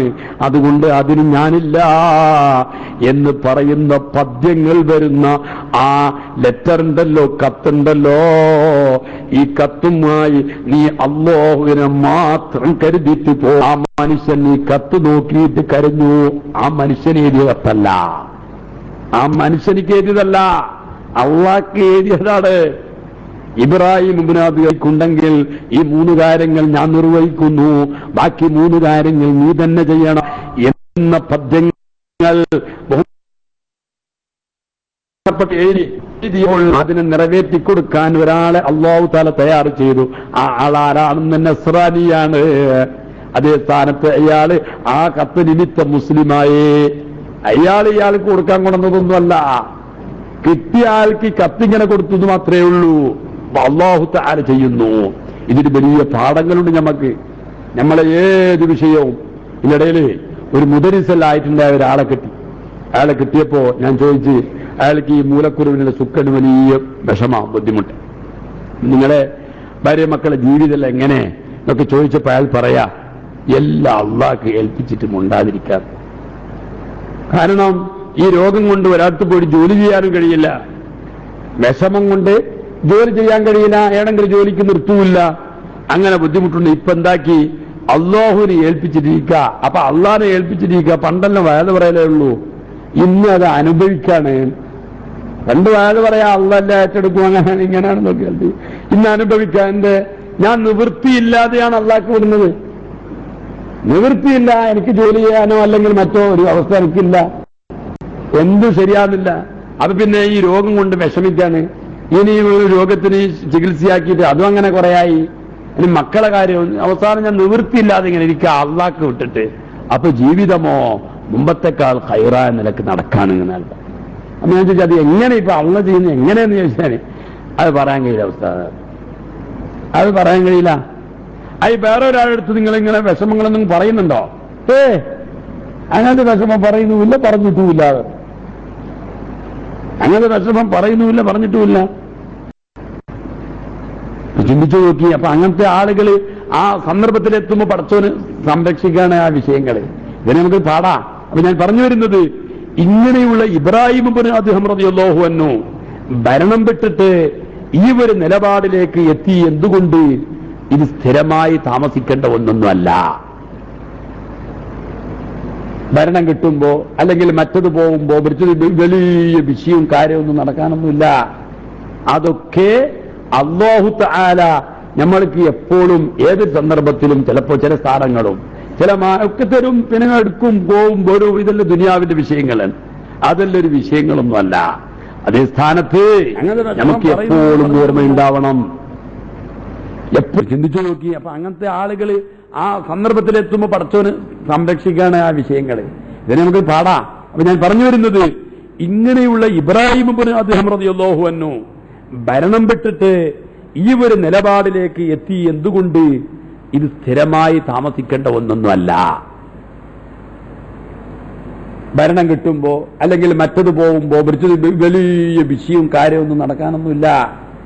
അതൊക്കെ അല്ലാഹു തആല നമ്മൾക്ക് എപ്പോഴും ഏതൊരു സന്ദർഭത്തിലും ചിലപ്പോ ചില സ്ഥാനങ്ങളും ചില ഒക്കെ തരും, പിന്നെ എടുക്കും, പോവും, വരും. ഇതെല്ലാം ദുനിയാവിന്റെ വിഷയങ്ങളാണ്. അതെല്ലാം ഒരു വിഷയങ്ങളൊന്നുമല്ല. അതേ സ്ഥാനത്ത് നമുക്ക് എപ്പോഴും ഓർമ്മയുണ്ടാവണം. എപ്പോഴും ഓർമ്മയുണ്ടാവണം നമ്മുടെ മരണത്തെക്കുറിച്ച്. നമ്മളെ പൂർവികന്മാർ, നമ്മളിപ്പോ ബാപ്പമാർ, നമ്മളെന്നിട്ട് അവരും ഒരു കാലത്ത് വലിയ പ്രസിഡന്റ്, വലിയ സ്ഥാനമാനലുള്ള ആളുകളാണ്. നമ്മളെ ഉപ്പാപ്പ, നമ്മളെ ഉപ്പമാർ എല്ലാവരും എവിടെ പോയി? എവിടെ പോയി? അവരെല്ലാം ഭാര്യയും മക്കളെയും കുടുംബങ്ങളെയും വിട്ടിട്ട് പോയി. അയ്യൂബ് ഖാൻ സാരി അള്ളാഹു പുറത്തു കൊടുക്കട്ടെ, അല്ലെ? മക്കളെ വിട്ടിട്ട്, ഭാര്യനെ വിട്ടിട്ട് അയാളും സമയമാവുമ്പോ അയാളും പോയി. ഇങ്ങനെ എത്ര എത്ര ആളുകള്, കഴിഞ്ഞ കൊല്ലമുണ്ടായ ആളുകള്, ഇക്കൊല്ലമില്ല അപകടത്തിൽ ധാരാളം ആളുകള്, ഏതെല്ലാം നിലക്ക് ഏതെല്ലാം അവസ്ഥയിൽ മരണപ്പെട്ടു പോയി എത്ര എത്ര സംഭവങ്ങളുണ്ട്. നബി സല്ലല്ലാഹു അലൈഹി വസല്ലം തങ്ങൾ പറയുന്നു, ശദ്ദാദ് ഇബ്നു ഔസ് റളിയല്ലാഹു അൻഹു റിപ്പോർട്ട് ചെയ്യുന്ന ഹദീസിൽ കാണാം, അൽ കയ്യിസു മൻ ദാന നഫ്സഹു വഅമില ലിമാ ബഅദൽ മൗത്ത്. ബുദ്ധിമാൻ ആരാണെന്നറിയുമോ? മൻ ദാന നഫ്സഹു, അവന്റെ ശരീരത്തിനെ അവൻ വിചാരണ ചെയ്തിട്ട്, അവൻ പാകപ്പെടുത്തിയിട്ട്, വഅമില ലിമാ ബഅദൽ മൗത്ത്, മരണത്തിന്റെ ശേഷമുള്ള ഒന്നിന് വേണ്ടി പ്രവർത്തിക്കുകയും യത്നിക്കുകയും ചെയ്തവനാണ് യഥാർത്ഥത്തിൽ ബുദ്ധിമാൻ. ദുനിയാവിന്റെ വിഷയത്തിൽ ഇങ്ങനെ കിടന്നു മറിഞ്ഞ് നട്ടം തിരിയുന്നവനല്ല. ദുനിയാവിന്റെ വിഷയത്തിൽ നട്ടം തിരിയുന്നവനൊന്നുമല്ല. എപ്പോഴും അവനെക്കുറിച്ച് വിചാരണ ചെയ്തിട്ട്, പടച്ചോനെ നിന്റെ അടുക്കൽ എന്റെ സ്ഥാനമെന്ത്? ഞാൻ എത്ര അമലുകൾ ചെയ്തിട്ടുണ്ട്? ഞാൻ എന്നെ മരിച്ചു പോവാനുണ്ടല്ലോ, മരിച്ചു പോകുമ്പോൾ ഞാൻ ഒരുക്കി വെച്ച സംഭവങ്ങള്, അമലുകൾ, എന്റെ സ്വത്തുക്കൾ എന്താണ് എന്നെല്ലാം ആലോചിക്കുകയും ചിന്തിക്കുകയും ചെയ്ത അവനാണ് ബുദ്ധിമാൻ. അവനാണ് ഏറ്റവും വലിയ ബുദ്ധിമാൻ. വൽ അജിസു, അശക്തനാരാണ്, ദുർബലനാരാണ്? റസൂലുള്ള പറയുന്നു, മൻ അത്ബഅ നഫ്സഹു ഹവാഹ വതമന്നാ അലല്ലാഹ്. ഒരു സ്വന്തം ശരീരത്തിനെ ഹവക്കൊത്തിട്ട് തടീച്ചക്കൊത്തിട്ട് അനുഗമിച്ചിട്ട് ജീവിക്കാണ്, ഇഷ്ടത്തിനൊത്തിട്ട് ജീവിക്കാണ്. ജീവിച്ചിട്ട് വതമന്നാ അലല്ലാഹ്, അള്ളാഹുവിന്റെ മേലിൽ കൊതി വ്യാമോഹം വെക്ക, അള്ളാഹ് എന്നെ രക്ഷിക്കും, അള്ളാഹ് എന്നെ വിടൂല, അള്ളാഹ് റഹ്മാനാണ്, അള്ളാഹ് റഹീമാണെന്ന് സ്വന്തം വിചാരിച്ചിട്ടൊക്കെ നല്ലായിട്ട് നിൽക്കാം. അവൻ ദുർബലനാണ്. അതേ സ്ഥാനത്ത് സ്വന്തം ശരീരത്തിന് ചോദ്യം ചെയ്തിട്ട്, വിചാരണ ചെയ്തിട്ട്, മരണത്തിന്റെ ശേഷമുള്ള ഒന്നിന് വേണ്ടി ആരാണോ പ്രവർത്തിക്കുന്നവൻ അവനാണ് ഏറ്റവും വലിയ ബുദ്ധിമാൻ എന്ന് ശഫീഉനാ റസൂലുള്ളാഹി നബി സല്ലല്ലാഹു അലൈഹി വസല്ലം തങ്ങൾ പറയുന്നു. നമ്മൾ ചിന്തിക്കണോ? പൂർവികന്മാര് അവർ സൽക്കർമ്മങ്ങൾ ചെയ്തത്, അവർ രാത്രി എണീച്ചു നിസ്കരിച്ചത്, രാത്രിയാമങ്ങളൊക്കെ സമയം കളഞ്ഞതൊക്കെ ദീനിന് വേണ്ടിയിട്ടും സൽക്കർമ്മങ്ങൾ ചെയ്തത് അങ്ങനെയാ. ഞമ്മക്കിപ്പോ ഇന്നുണ്ടാവുമ്പോ നമ്മൾ തന്നെ ദാനധർമ്മം ചെയ്യണമെന്ന് പറയുമ്പോൾ മസാല ചെയ്യിക്കൽ എന്താ? എല്ലാം കൊടുക്കണമെന്നുണ്ട് ഉസ്താദേ, എല്ലാം കൊടുക്കണം. എല്ലാം കൊടുക്കണം ആരും പറയുന്നുണ്ടാ? ആരും പറയുന്നില്ല. അത് ഭാര്യ മക്കൾക്ക് വെക്കണ്ടേ ഒക്കെ ചിന്തിക്കണേ എന്ന് പറഞ്ഞാൽ മൊത്തത്തിൽ നമ്മളെ നഫ്സ്, നമ്മളെ ശരീരം, നമ്മളെ വലിയ ജീവിതം ദുനിയാവിനെ കാണിച്ചു തരാ അല്ലേ? പൈസ വെച്ചതുണ്ടല്ലോ പാക്കറ്റിന് എണ്ണുന്നത് നമ്മളെ മരിച്ചതിന് ശേഷം വേറെ ആരായിരിക്കൂ? മനസ്സിലായില്ലേ? ഞമ്മ വിചാരിച്ചതും എണ്ണിയതും കപ്പാട്ടിൽ വെച്ചതൊന്നും കിട്ടുമെന്ന് വിചാരിക്കണ്ട. അങ്ങനെ കിട്ടലൊന്നും അതിന് സമയം കിട്ടുമെന്നൊന്നും മനസ്സിലാക്കണ്ട. എല്ലാം നമ്മൾ കൃത്യമായിട്ട് ചെയ്തിട്ട് മരണത്തിന്റെ ശേഷമുള്ള ജീവിതത്തെ ഇപ്പോൾ തന്നെ കണ്ടറിയണം. അതാണ് മനുഷ്യൻ ഏറ്റവും വലിയ ബുദ്ധിമാൻ. സൽക്കർമ്മങ്ങൾ ചെയ്യുമ്പോൾ മനുഷ്യനിക്ക് ആത്മാർത്ഥതകൾ ഉണ്ടാവണം. എന്തെങ്കിലും ദാനധർമ്മങ്ങൾ കൊടുത്തിട്ട് അതൊക്കെ ജനങ്ങൾ പറയണം, അതൊക്കെ അതിലേക്ക് വിളിച്ചു പറയണം, പേര് പറയണം എന്നൊക്കെ ചിന്തിക്കാൻ പാടില്ല. ഞാൻ തുടക്കത്തിൽ അതാണ് പറഞ്ഞത്. അതൊന്നും മരിക്കാനും മരണത്തിന്റെ ശേഷം വിശ്വസിക്കുന്ന മനുഷ്യന്റെ ലക്ഷണമല്ല. നമ്മള് അല്ലാഹുവിന്റെ പൊരുത്തത്തിന് വേണ്ടി വല്ല നന്മകളോ അല്ലെങ്കിൽ ഒരു വലിയ പള്ളിയടിച്ചു കൊടുത്തിട്ട് ഓരോ വലിയ ഗലാട്ട എന്റെ പേര് എഴുതിയിട്ടാടാൻ അവരെ പേരെഴുതിയില്ലെങ്കിലും എന്ത് കിട്ടുന്നില്ലേ? നിഷ്കളങ്കമായിട്ട് അതേ സ്ഥാനത്ത് ഞമ്മ കൊടുത്തതിനെ കുറിച്ച് ആളുകൾ ചിലപ്പോൾ പറയുന്നുണ്ടോ, അല്ലെങ്കിൽ കൊടുക്കപ്പെട്ട വ്യക്തി പറയുന്നുണ്ടോ, അത് നോക്കണ്ട. തിൽക്കാജിരു ബുഷ്റൽ മുഅ്മിൻ, അത് മുഅ്മിനിക്ക് അല്ലാഹു ദുനിയാവിൽ കൊടുക്കുന്നൊരു സന്തോഷമാണ്. ഖാദ റസൂലുള്ളാഹി. അപ്പൊ ഞാൻ പറഞ്ഞു വരുന്നത്, പൂർവികന്മാർക്ക് ഇത്രയും വലിയ പേടിയും ഭക്തിയും എന്തുകൊണ്ടുണ്ടായി? അവർക്ക് ഇനിയുള്ള മരണത്തെക്കുറിച്ച് ഓർക്ക, ചിന്തിക്കുക. എനിക്ക് ഇന്ന് ഓർമ്മയുണ്ട്, ബഹുമാനപ്പെട്ട ഉസ്താദ് എപ്പോഴും 3 മണിക്ക്, ഞാൻ എന്റെ ക്ലാസ്സിൽ എപ്പോഴും പറയലുണ്ട്, 3 മണിക്ക് എണീച്ചിട്ട് തഹജ്ജുദ് നിസ്കരിച്ചിട്ട് ഉള്ള പള്ളി, മൂപ്പറടുത്തൊരു പള്ളിയുണ്ട്, ആ പള്ളിയിലൊക്കെ ബാത്റൂമൊക്കെ ആരോഗ്യ സമയത്തൊക്കെ മൂപ്പർ വൃത്തിയാക്കും. വൃത്തിയാക്കിയിട്ട് കുളിച്ച് വന്നിട്ട് നല്ല കൃത്യമായ നിലയിൽ നീണ്ട തഹജ്ജുദ് നിസ്കരിക്കും. നീണ്ട തഹജ്ജുദ് നിസ്കരിച്ചിട്ട് നല്ല സൗത്തോട് കൂടിയിട്ട് ഖുർആൻ ഓതും. ഞാനും കോളേജിൽ ഓതുമ്പോ ഞങ്ങളെ കോളേജിൽ നിന്നിട്ട് എത്രയോ മുത്തഅല്ലിമീങ്ങൾ ഉസ്താദിന്റെ ജീവിതം പഠിക്കാൻ വേണ്ടിയിട്ട് എപ്പോഴും രാത്രിയിൽ എണീച്ചു പോകുന്ന പതിവുണ്ടായിരുന്നു. ഉസ്താദ് എത്ര മണിക്കൂർ ഓതുന്നുണ്ട്, ഉസ്താദ് എത്ര മണിക്കൂർ നിസ്കരിക്കുന്നുണ്ട് എന്നൊക്കെ മുഅദ്ദിന് ബാങ്ക് കൊടുക്കാൻ വേണ്ടിയിട്ട് മൈക്ക് സ്വിച്ചിടുമ്പോ ഉസ്താദിന്റെ ആ ഓത്തുകൾ മൈക്കിലൂടെ കേൾക്കുമായിരുന്നു കൃത്യമായി. ചാലിയത്ത് ദർസ് നടത്തിക്കുന്ന കാലത്ത് ആ പള്ളിന്റെ അടുത്തുള്ള ഒരു തങ്ങള് രാത്രി സമയത്ത് തഹജ്ജുദിന് എണീച്ചു നോക്കുമ്പോ കരച്ചിൽ കേൾക്കുന്നുണ്ട്. എവിടെ നിന്നാട്ട് കരച്ചിൽ കേൾക്കുന്നു നോക്കുമ്പോ പള്ളിന്റെ ഭാഗത്തിൽ നിന്നാണ്. പള്ളിന്റെ ഭാഗത്ത് എന്തെങ്കിലും സംഭവിച്ചോ എന്ന് പറഞ്ഞിട്ട് നോക്കുമ്പോ ഉസ്താദ് നിസ്കരിച്ചിട്ട് ബോധം വിട്ടിട്ട് ദ്വാരക്കാണ് പരിസരം ബോധം വിട്ടിട്ട് വച്ചത്തില് കരയുന്നു, ദ്വാ ചെയ്യുന്നു. ഇങ്ങനെയെല്ലാം പൂർവികന്മാർക്ക് എന്തുണ്ടായി? ബഹുമാനപ്പെട്ട താജുൽ ഉലമ ഇത്രയും ഇബാദത്ത് ചെയ്യാനും ദിക്ർ ചെല്ലാനും മോത്തും ഈ വയസ്സായ കാലത്തൊക്കെ എന്തിനു വേണ്ടിയിട്ട്? അവരെല്ലാം പരലോകത്തെ ഇപ്പോൾ തന്നെ കണ്ടുകൊണ്ടുള്ള ജീവിതം അവർക്കുണ്ടായിരുന്നു. വെറും വിശ്വസിച്ചിട്ട് പറഞ്ഞടക്കല് മാത്രമല്ല, അതിനു വേണ്ടിയിട്ടുള്ള ഒരുക്കങ്ങൾ അവർക്കുണ്ടായിരുന്നു. ഏതായാലും കുറച്ച് സമയം കഴിഞ്ഞാൽ നമ്മളും മരിക്കാനിരിക്കുന്നു, അത് ഉറപ്പുള്ള വിഷയങ്ങളാണ്. ആർക്കും മരണത്തെക്കുറിച്ച് സംശയമില്ല. കുല്ലു നഫ്സിൻ ദായിഖത്തുൽ മൗത്ത്, ഓരോ ശരീരവും മരണമാകുന്ന കയ്പ് വെള്ളത്തിന്റെ രുചി നോക്കുന്നതാണ്. അത് നോക്കുക തന്നെ ചെയ്യും. പൂർവികന്മാര് മരണപ്പെട്ടതുപോലെ, നമ്മളെ പാപ്പമാര് ഉമ്മാമമാര് മരിച്ചതുപോലെ നമ്മളും യാത്ര പറയേണ്ടി വരും. നമ്മളൊന്നും ഇവിടെ ബാക്കിയാവൂല എന്ന ദൃഢവിശ്വാസവും ഉറപ്പുമുള്ളവരല്ലേ നമ്മള്. എങ്കിൽ ആ വലിയ ലോകത്തിന് വേണ്ടിയിട്ട് എന്തെല്ലാം ചെയ്തു വെച്ചു, ഏതെല്ലാം ഒരുക്കി വെച്ചു എന്ന ചിന്ത നമുക്കുണ്ടാകണം. പൂർവികന്മാരെ എപ്പോഴും അലട്ടിക്കൊണ്ടിരുന്ന വിഷയങ്ങൾ ഇത് തന്നെയായിരുന്നു. എത്ര ആളുകളുണ്ട്, ധാരാളം പണ്ഡിതന്മാരുടെ ഹിസ്റ്ററികൾ നോക്കിയാൽ, ചരിത്രങ്ങൾ നോക്കിയാൽ എപ്പോഴും കരയുക, പറയുക എന്നത് അവരുടെ പതിവായിരുന്നു. രാത്രി സമയങ്ങളൊക്കെ അവർ അതിനുവേണ്ടി ചെലവഴിച്ചിരുന്നു.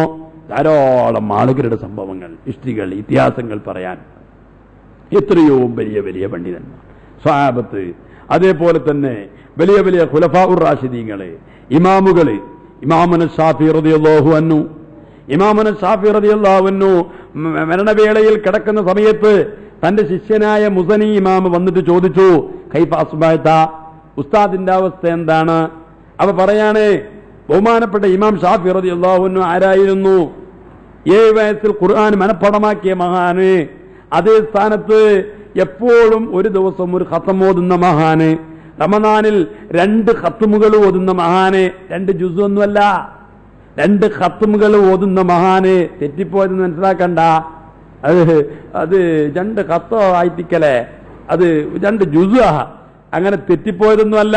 2 ഖത്മുകൾ 30 ജുസ് രണ്ടായിട്ടുണ്ടാവും. 2 ഖത്മുകൾ ഓതുന്ന മഹാന് പറയുന്നു, അസ്ബഅതു മിനദ്ദുന്യാ റാഹിലാ വലിഖ്വാനി മുഫാരിഖാ വലികഅസിൽ മനിയതി ശാരിബാ ഫലാ അദ്രി അസീറു റൂഹി ഇലൽ ജന്നതി ഔ ഇലൻ നാർ തസീറു റൂഹി ഇലൽ ജന്നതി ഔ ഇലൻ നാർ. ബഹുമാനപ്പെട്ട ഷാഫി ഇമാം പറയുന്നു, മുസനി പറഞ്ഞിട്ട് കാര്യം എന്ത്? ഞാനിതൊക്കെ ചെയ്തു എന്നല്ലാതെ എന്റെ സഹോദരങ്ങളൊക്കെ വിട്ടുപിരിയാൻ മരണമാകുന്ന കയ്പ് വെള്ളം ഞാൻ കുടിക്കാൻ വേണ്ടി അടുത്തിരിക്കുന്നു മുസനി. പക്ഷേ ഞാൻ ഇപ്പോഴും ചിന്തിക്കുന്നത് എന്റെ റൂഹ് അത് എവിടേക്ക് മടങ്ങുമെന്നതാണ്. സ്വർഗത്തിലേക്ക് മടങ്ങുമോ അല്ല നരകത്തിലേക്ക് മടങ്ങുമോ?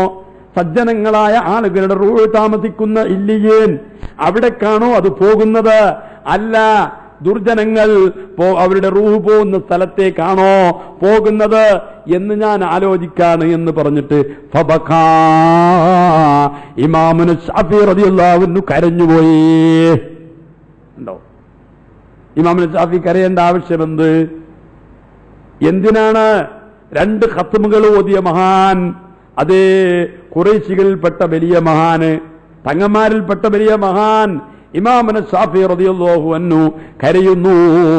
അത് മനുഷ്യന്റെ അവസാനത്തെക്കുറിച്ച്, മരണത്തെക്കുറിച്ച് ചിന്തിച്ചുകൊണ്ട് കരഞ്ഞ ധാരാളം ആളുകളുണ്ട്.